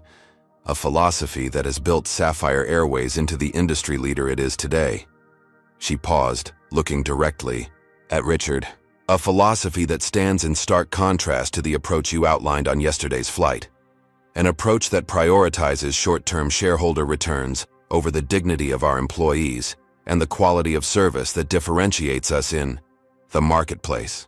Richard shifted uncomfortably in his seat. "Private conversations during a flight hardly constitute a formal business proposal." "Perhaps not," Jasmine acknowledged, "but they do provide valuable insight into the vision certain investors have for this company, a vision that directly contradicts our founding principles." The tension in the room was palpable as Jasmine continued. "Yesterday's flight was intended to be my final undercover assignment before today's announcement. Instead, it became a perfect case study in exactly why this approach was necessary." She turned to the crew members. "What these board members and investors may not realize is that the treatment I experienced yesterday is something many of our staff endure regularly." Nods of agreement came from several crew members, including Gabriella, who was watching Jasmine with growing understanding and respect. "Before we proceed with the formal announcement, I've asked my father to join us for this preliminary discussion," Jasmine said, gesturing toward a side door. William Wright entered, his tall frame still commanding despite the cane he now used, due to recent health challenges. At 68, his silver hair and lined face reflected the decades he dedicated to building Sapphire Airways from a small charter service into an international luxury airline. "Good morning," William greeted the assembled group, taking the seat Jasmine had been standing behind. "I see my daughter has made quite an impression already." "William," Richard began immediately, "this situation yesterday was unfortunate, but I believe there have been significant misunderstandings." William raised a hand, silencing him effortlessly. "Richard, I've reviewed the comprehensive reports Jasmine has compiled over the past 6 months, including detailed accounts of yesterday's events, corroborated by multiple witnesses and the aircraft's security footage. There has been no misunderstanding. The silence that followed was deafening. Richard Thornton, for perhaps the first time in his professional life, found himself without an immediate retort. "Now," William continued, his voice firm but not unkind, "shall we proceed to the main event? I believe we have an anniversary to celebrate and a new chapter to announce." With that, he rose and gestured toward the door, indicating that the real confrontation, the public one, was yet to come. As the group filed out toward the main celebration area, Jasmine found herself walking beside Gabriella, who was still processing the revelation. 6 months, Gabriella whispered, shaking her head in disbelief. "You were the owner's daughter the entire time." "And your friend," Jasmine replied sincerely. "That part was never an act." "But why? Why put yourself through that?" Jasmine glanced ahead at Richard Thornton's stiff back as he exited the boardroom. "Because some things can only be understood from the inside out, and some people only show their true nature when they think no one of consequence is watching." As they prepared to re-enter the main celebration area, Jasmine received a cryptic message from Marcus. Protocol Sapphire activated. The landing was just the beginning. She smiled, tucking her phone away. Indeed, the aircraft had landed safely, but the journey, the real one, was only just beginning. The grand reception hall of Sapphire Airways headquarters buzzed with anticipation as guests awaited the board members and special attendees returning from their private meeting. Elaborate decorations commemorating the airline's 25th anniversary adorned the space, silver and sapphire blue motifs capturing the company's evolution from a small regional carrier to a global luxury airline. As the boardroom doors opened and the procession returned, attendees couldn't help but notice the dramatically altered dynamics. William Wright entered first, walking with measured steps despite his cane, projecting the quiet confidence that had defined his leadership for a quarter-century. Marcus Reynolds followed close behind, but it was the next figure that drew curious glances and whispered questions. Jasmine Wright, striding purposefully in her executive attire, carrying herself with unmistakable authority. For most of the gathered employees and partners, this was their first glimpse of William Wright's daughter in a professional capacity, though rumors of her imminent appointment had circulated for weeks. Behind them came the board members and major investors, their expressions ranging from thoughtful to troubled. The Thornton Group in particular appeared visibly shaken. Richard's typically commanding presence had diminished, his shoulders slightly hunched as if bearing an invisible weight. Brad walked beside him, looking confused and irritated rather than chastened. Victoria Carmichael and Alexander Reeves followed, with carefully neutral expressions, though the tension in their postures betrayed their discomfort. Most puzzling to the onlookers was the inclusion of several uniformed flight attendants in this high-level procession. Gabriela Rodriguez walked with her head held high, occasionally exchanging glances with Jasmine that suggested a newly formed understanding between them. As the group took their places near the podium, Michael Chen entered from a side entrance, nodding respectfully to Jasmine before finding his seat. His presence as a potential new business partner had been expected, but the knowing smile he directed toward the Wright family suggested he was privy to information most attendees were not.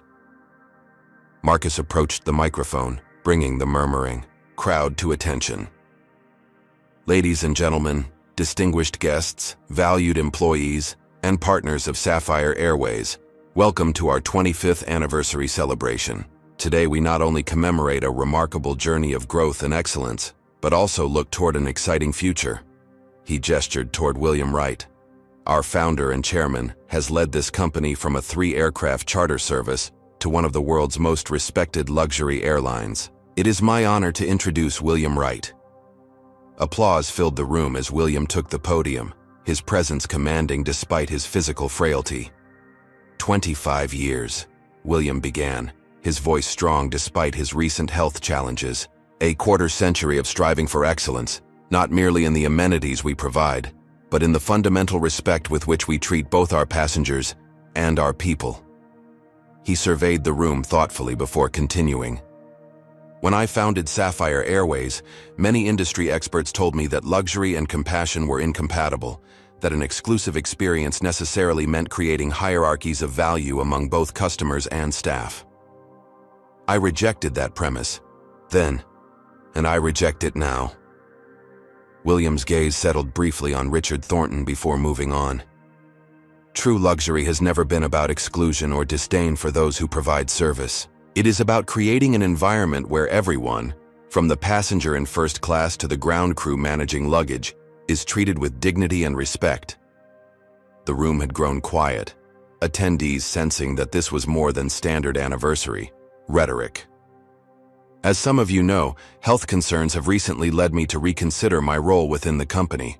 While I will continue as chairman of the board, the day-to-day leadership of Sapphire Airways requires energy and vision that match the challenges of our rapidly changing industry. Anticipation rippled through the audience. Though leadership, transition rumors had circulated, this was the first official confirmation. It is therefore with immense pride that I announce the appointment of our new Chief Operating Officer, who will work alongside CEO Marcus Reynolds to lead Sapphire Airways into its next chapter. William turned, extending his hand. Please welcome my daughter, Jasmine Wright. Applause erupted as Jasmine stepped forward to join her father at the podium. The response was generally enthusiastic, though notably restrained from certain board members and investors. Thank you, Father, Jasmine began, her poised demeanor revealing her executive training despite her months undercover. It is both an honor and a profound responsibility to help lead the company you built from the ground up. She turned to address the audience directly. Many of you are meeting me for the first time today, though I've spent my entire life learning this business, from helping to load catering trucks as a teenager to analyzing market strategies during my MBA studies. Jasmine paused, her expression growing more serious. But perhaps my most valuable education came during these past 6 months, during which time I worked anonymously as a Sapphire Airways flight attendant. A collective gasp swept through the room. Employees exchanged shocked glances. Even those who had anticipated her appointment had no idea about her undercover role. This was not a publicity stunt or a brief executive visit to the front lines, Jasmine clarified. It was a comprehensive immersion in the day-to-day realities of our operation, experiencing our company not from the privileged position of leadership, but from the perspective of those who directly serve our customers and represent our brand. She gestured toward Gabriella and the other flight attendants. These colleagues had no idea of my identity. To them, I was simply Jasmine, a new hire learning the ropes. The insights gained through this experience have been invaluable and will inform many of the initiatives I intend to implement as COO. Richard Thornton shifted uncomfortably in his seat, his expression darkening as he began to understand the full implications of her announcement. As it happens, Jasmine continued, my final undercover assignment was yesterday's flight SA-1125 from New York to Los Angeles, a flight carrying several board members and investors to today's celebration. She looked directly at the Thornton group now, her gaze steady and unyielding. That flight provided a particularly illuminating case study in both the strengths and challenges facing our company culture. Brad Thornton leaned toward his father, whispering urgently, but Richard silenced him with a sharp gesture, his eyes never leaving Jasmine. To illustrate these findings more concretely, Jasmine continued, I've prepared a brief presentation. The large screens throughout the reception hall, illuminated with the Sapphire Airways logo, then transitioned to security footage from the first-class cabin of yesterday's flight. The timestamp indicated early boarding procedures. The footage clearly showed Richard Thornton ignoring Jasmine as she offered assistance with his luggage, then cordially accepting the same help from Emma, the white flight attendant. Next came clips of Brad's inappropriate comments toward female staff, followed by the champagne incident, unmistakably showing Richard deliberately bumping Jasmine's arm to cause the spill, then berating her for the resulting accident. A murmur of discomfort spread through the audience as the footage continued, capturing snippets of conversation about diversity hires and plans to restructure the airline to prioritize shareholder returns over employee welfare. The most damning segment showed the confrontation during turbulence, clearly demonstrating that Jasmine had prevented a more serious injury by redirecting the falling laptop, contradicting the narrative Brad had attempted to spread through his edited social media video. When the presentation concluded, the room had fallen completely silent. Richard Thornton sat rigid with barely contained fury. Victoria Carmichael studied her manicure with intense focus, avoiding eye contact with anyone. Alexander Reeves had developed a sudden fascination with the ceiling. Brad, however, appeared oblivious to the gravity of the situation, still scrolling through his phone. Jasmine allowed the silence to linger momentarily before continuing. I want to be absolutely clear. This presentation is not about public humiliation or personal vendettas.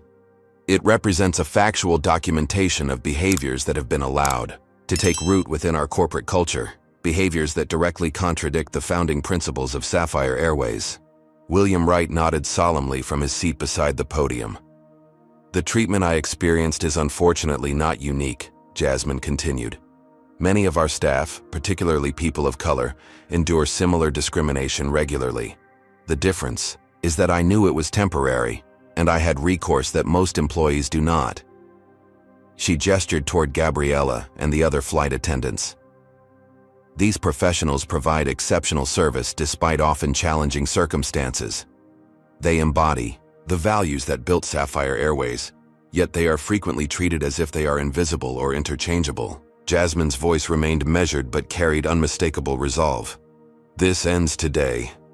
As COO, my first initiative will be a comprehensive evaluation and restructuring of our corporate culture, beginning with clear consequences for discriminatory behavior, whether from staff management or passengers.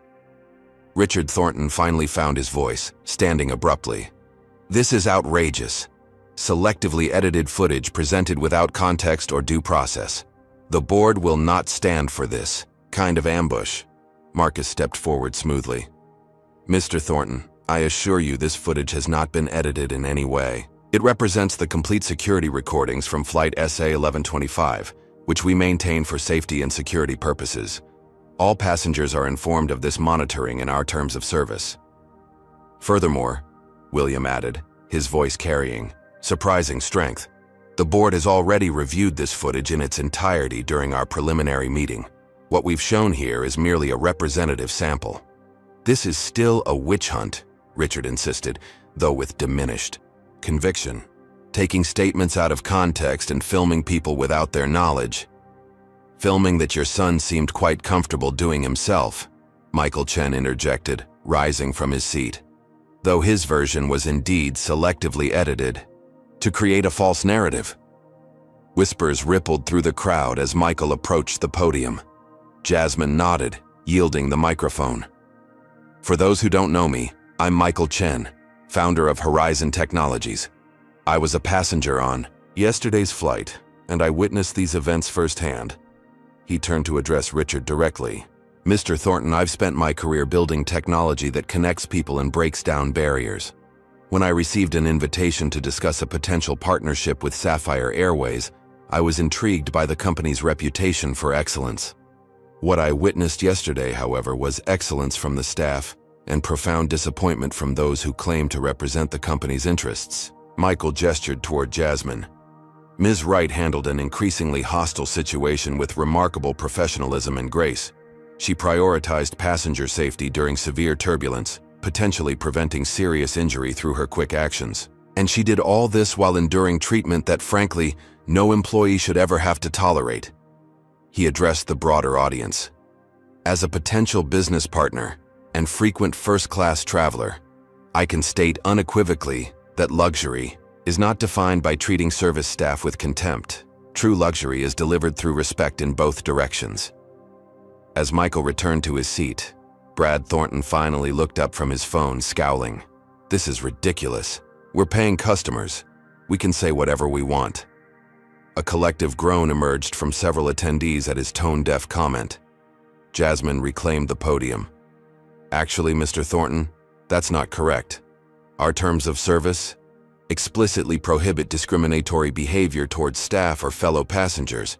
It's a condition of carriage that all customers agree to when purchasing a ticket. She addressed the room at large. To be clear, Sapphire Airways values all our customers, and we strive to provide an exceptional experience for everyone who flies with us. However, that commitment cannot come at the expense of basic dignity for our employees.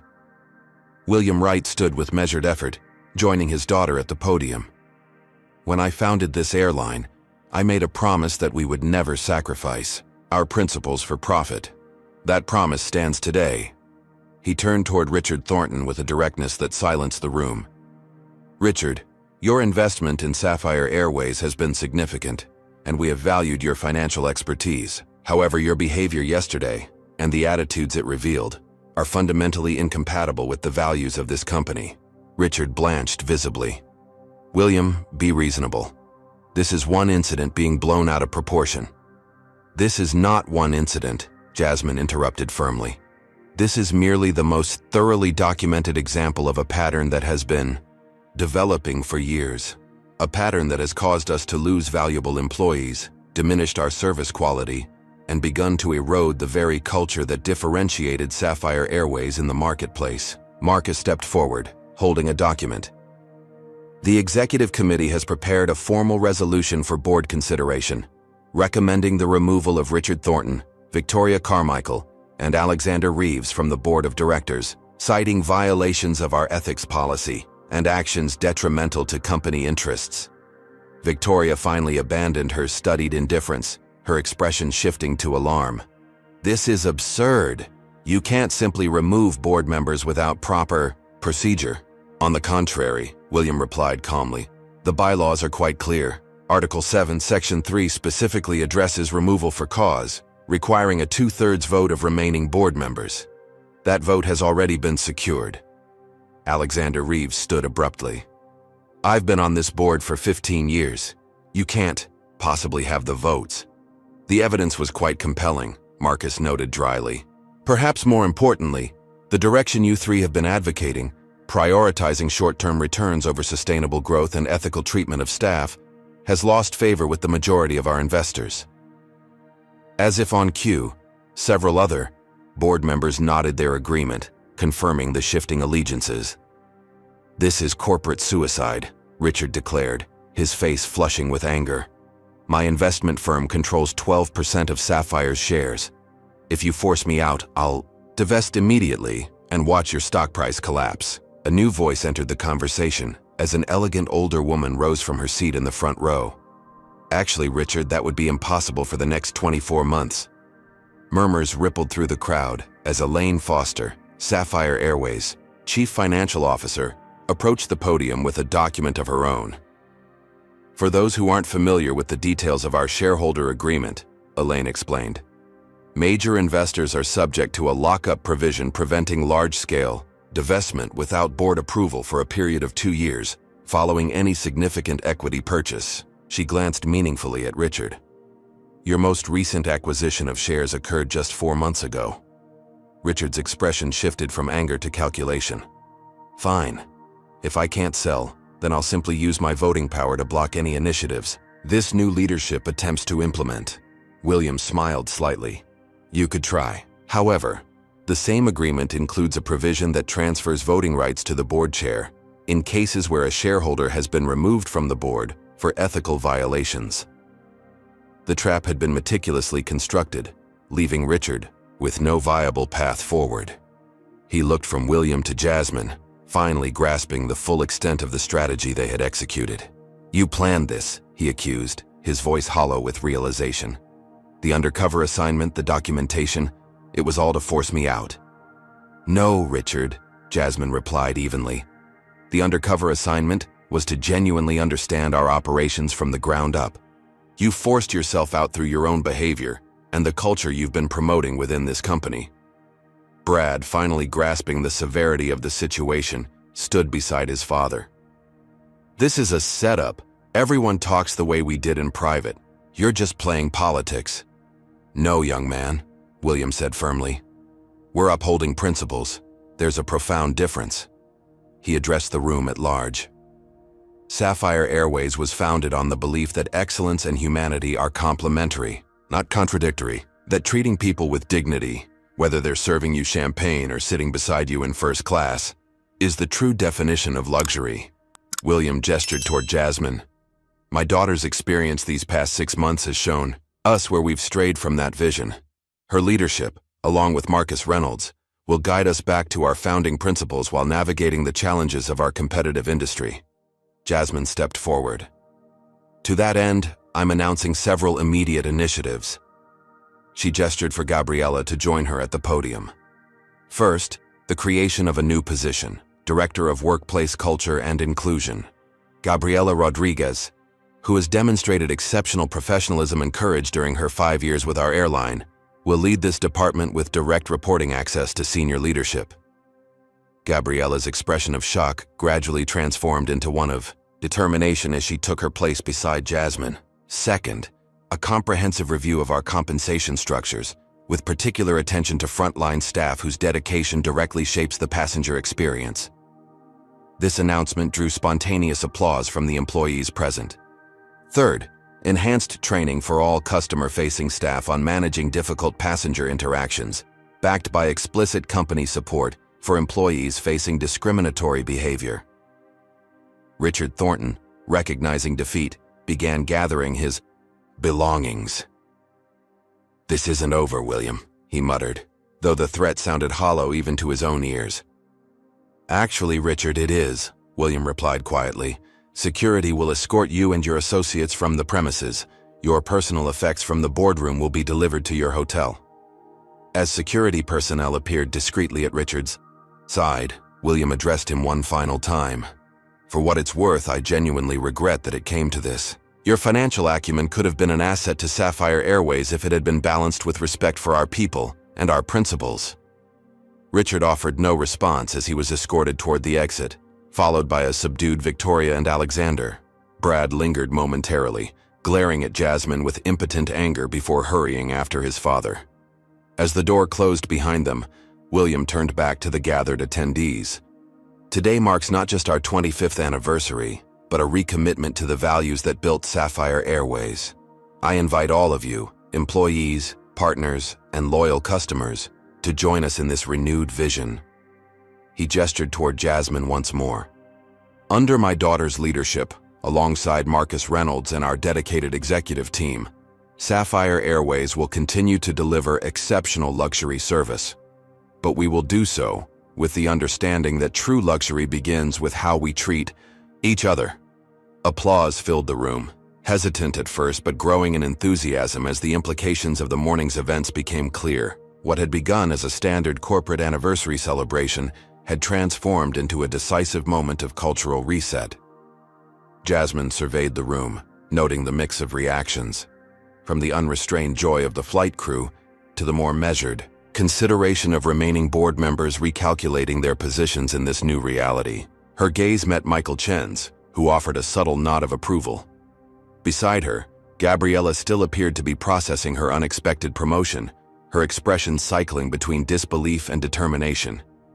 William placed a supportive hand on Jasmine's shoulder, leaning close to whisper, "You've exceeded even my highest expectations. The real work begins now." Jasmine nodded, aware of the challenges ahead. Removing problematic leadership was only the first step. Transforming a corporate culture would require sustained effort and unwavering commitment. But as she looked at the gathered employees, particularly the cabin crew who had welcomed her as one of their own without knowing her identity, she felt confident in the path forward. The flight had encountered unexpected turbulence, but the landing had been successful, and now a new journey was beginning. 3 weeks after the dramatic events of Sapphire Airways' 25th anniversary celebration, Jasmine Wright stood before a vastly different boardroom. Gone were Richard Thornton, Victoria Carmichael, and Alexander Reeves, replaced by members who aligned more closely with the company's renewed commitment to its founding principles. "The quarterly numbers are encouraging," Jasmine noted, concluding her first formal presentation as COO. Particularly telling is the 15% reduction in staff turnover since our new workplace initiatives were announced. Marcus Reynolds nodded approvingly from his seat beside William Wright. "The market has responded positively as well. Despite initial volatility following the board changes, our stock has stabilized and is trending upward." William, who had taken a less active but still influential role as chairman, surveyed the room with satisfaction. "Numbers are important, certainly, But equally significant is the renewed sense of purpose I've observed throughout the company. The new boardroom atmosphere reflected the cultural shift underway, more collaborative, less hierarchical, with greater diversity of both people and perspectives. Among the most notable additions was Michael Chen, whose technology firm had finalized a partnership agreement to enhance Sapphire's digital customer experience. "If I may add something," Michael interjected, "as both a new board member and a frequent first-class passenger, I've noticed a tangible difference in service quality over the past few weeks. The staff isn't just going through motions. There's genuine engagement that elevates the entire experience." Elaine Foster, the CFO, consulted her tablet before speaking. The data supports that observation.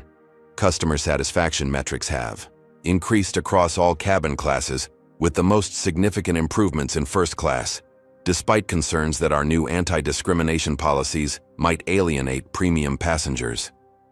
"It turns out," Jasmine remarked, "that most luxury travelers appreciate being part of an experience built on mutual respect, rather than artificial hierarchies. The small minority who expected to purchase the right to mistreat our staff, our customers, we can afford to lose." The board meeting concluded with approval of several initiatives Jasmine had proposed, including enhanced staff training, revised complaint procedures that protected employees from retaliatory actions, and a comprehensive review of compensation structures. As attendees gathered their materials, William asked Jasmine to remain behind. Once they were alone, he settled into a chair with the careful movements of a man managing ongoing health challenges. "I received an interesting call yesterday," he informed her. "From Richard Thornton's attorney." Jasmine raised an eyebrow. "Threatening litigation, I assume?" "Initially, yes," William acknowledged with a slight smile. "But ultimately offering settlement terms. It seems Richard has received an unwelcome education in consequences these past weeks." He slid a document across the table. "His investment firm has lost 2 major clients who cited ethical concerns after the video of his behavior. The complete, unedited version somehow reached certain influential circles." "How unfortunate for him," Jasmine remarked, reviewing the settlement offer with professional detachment. "Though I notice there's no admission of wrongdoing here." "Of course not," William chuckled. "Richard's ego couldn't survive that. But he's essentially agreeing to quietly transfer his shares to a neutral investment trust and remove himself from any involvement with Sapphire Airways. In exchange for our silence regarding the full details of his removal," Jasmine noted, reaching the final clause. William studied his daughter with pride. "What do you think?" Jasmine considered the document thoughtfully. "Legally, it's sound. Practically, it removes a potential disruptive force from our transition. But morally, you're wondering if it lets him off too easily," William completed her thought. "Yes. His behavior, and the culture he promoted, caused real harm to real people. A confidential financial settlement doesn't address that harm or prevent him from repeating the same patterns elsewhere." William nodded, pleased with her reasoning. "A valid concern. Though I would argue that losing board positions, clients, and public standing constitutes meaningful consequence." Jasmine wasn't entirely convinced. "Perhaps. But consequences without reflection rarely lead to genuine change." "What would you suggest instead?" William asked, genuinely curious about her approach. After a thoughtful pause, Jasmine outlined an alternative. "We accept the financial terms but modify the confidentiality clause. Rather than mutual silence, we require Richard to participate in the development of our new anti-discrimination training program, not publicly, but as a consultant who reviews materials and provides input based on his learning experience." William's eyebrows rose in surprise, then appreciation spread across his features. Rehabilitation rather than mere punishment, forcing him to engage with the very issues he dismissed. "Exactly. He doesn't have to make public admissions, but he does have to confront the reality of discrimination in corporate settings and contribute to solutions." William leaned back, visibly impressed. "He'll hate it."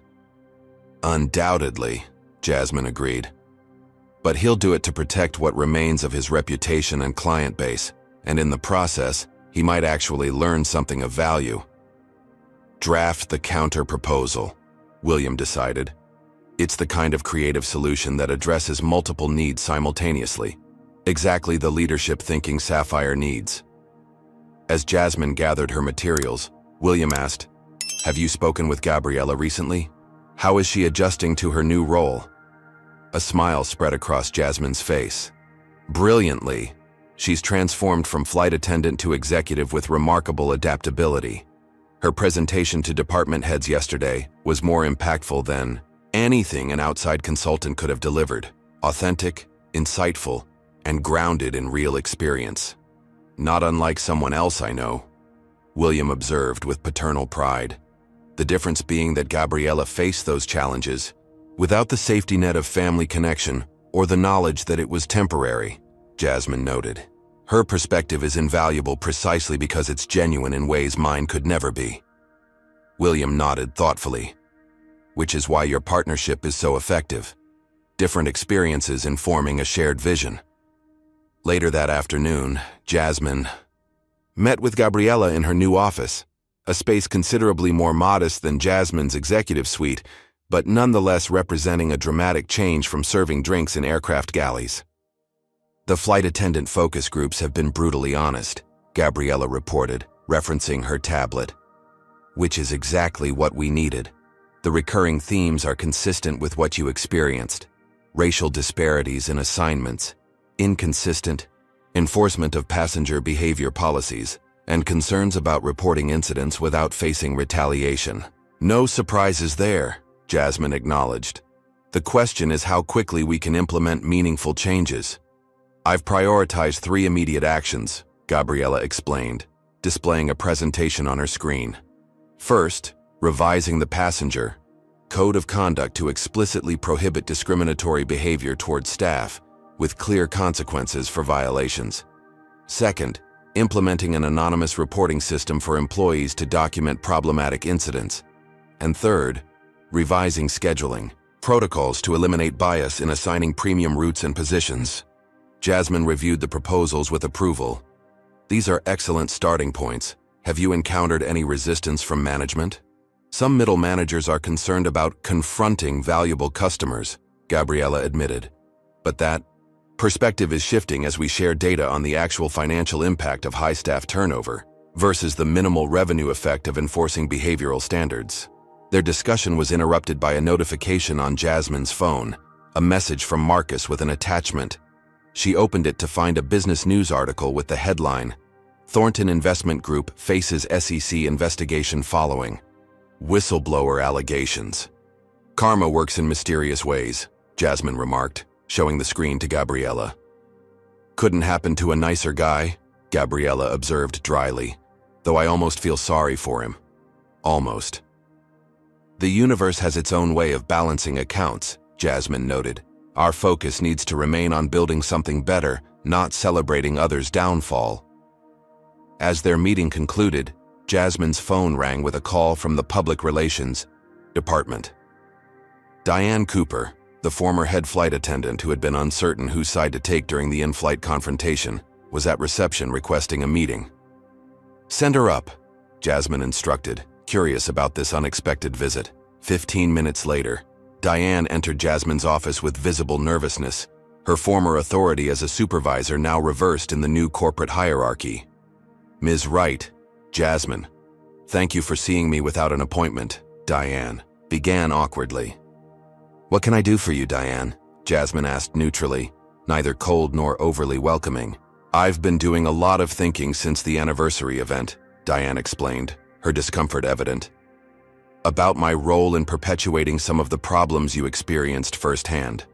The biased assignments, the tendency to accommodate abusive, premium passengers at staff expense." She paused, gathering courage. "I want to acknowledge that I failed to provide the leadership our crew deserved.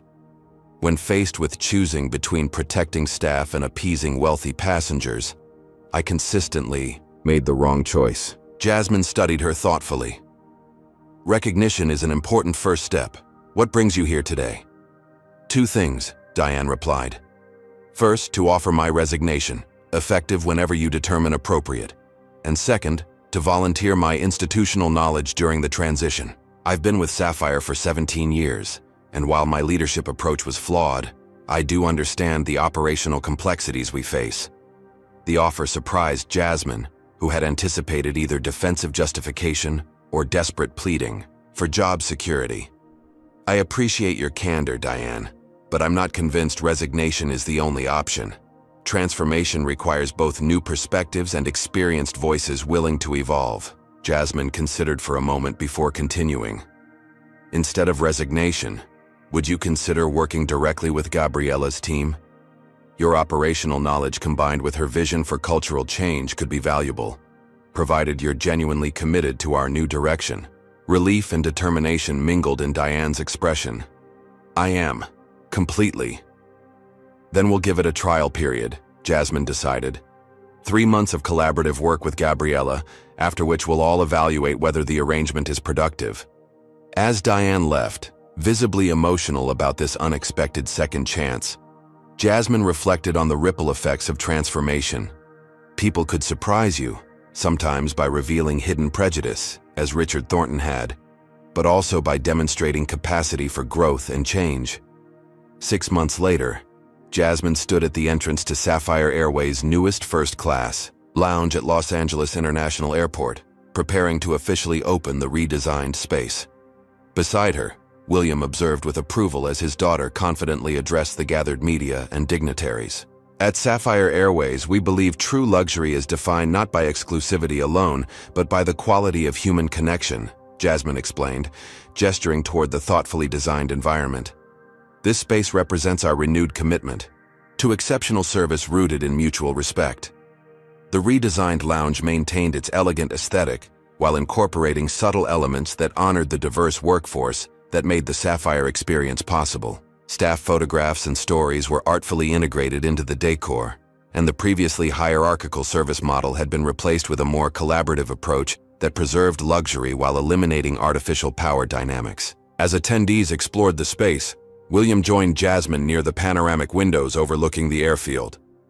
I was just remembering something my father told me when I was starting this company, William reflected.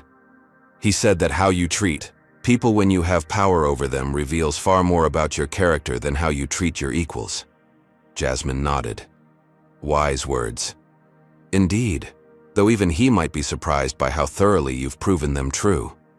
William gestured toward the busy terminal below, where a Sapphire Airways aircraft was preparing for departure. The true test of any business isn't just its balance sheet, but whether it makes the world slightly better through its existence.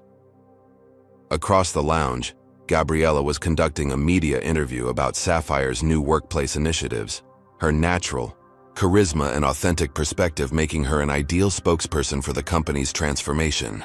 The feedback from our recent employee satisfaction survey shows significant improvement, Marcus reported, joining them with a tablet displaying colorful graphs.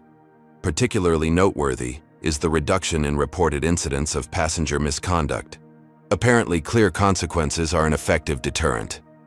And our premium bookings? William inquired. Up 12% year over year, Marcus confirmed. Turns out that many travelers prefer knowing they're part of an experience built on dignity rather than disdain. As the event concluded, Jasmine received a text message from Michael Chen with a news link. Thornton Investment Group announces restructuring following regulatory settlement. The accompanying article detailed Richard Thornton's removal as CEO by his own board, citing reputational challenges and failure to uphold firm values. Rather than satisfaction, Jasmine felt a complex mixture of vindication and sobering awareness of how power could corrupt when wielded without accountability, a lesson she remained determined to remember in her own leadership journey. Later, aboard a Sapphire Airways flight to New York, Jasmine chose to travel anonymously in business class, rather than the first-class section where her presence would be instantly recognized. The habit of observing operations firsthand had become integral to her leadership approach.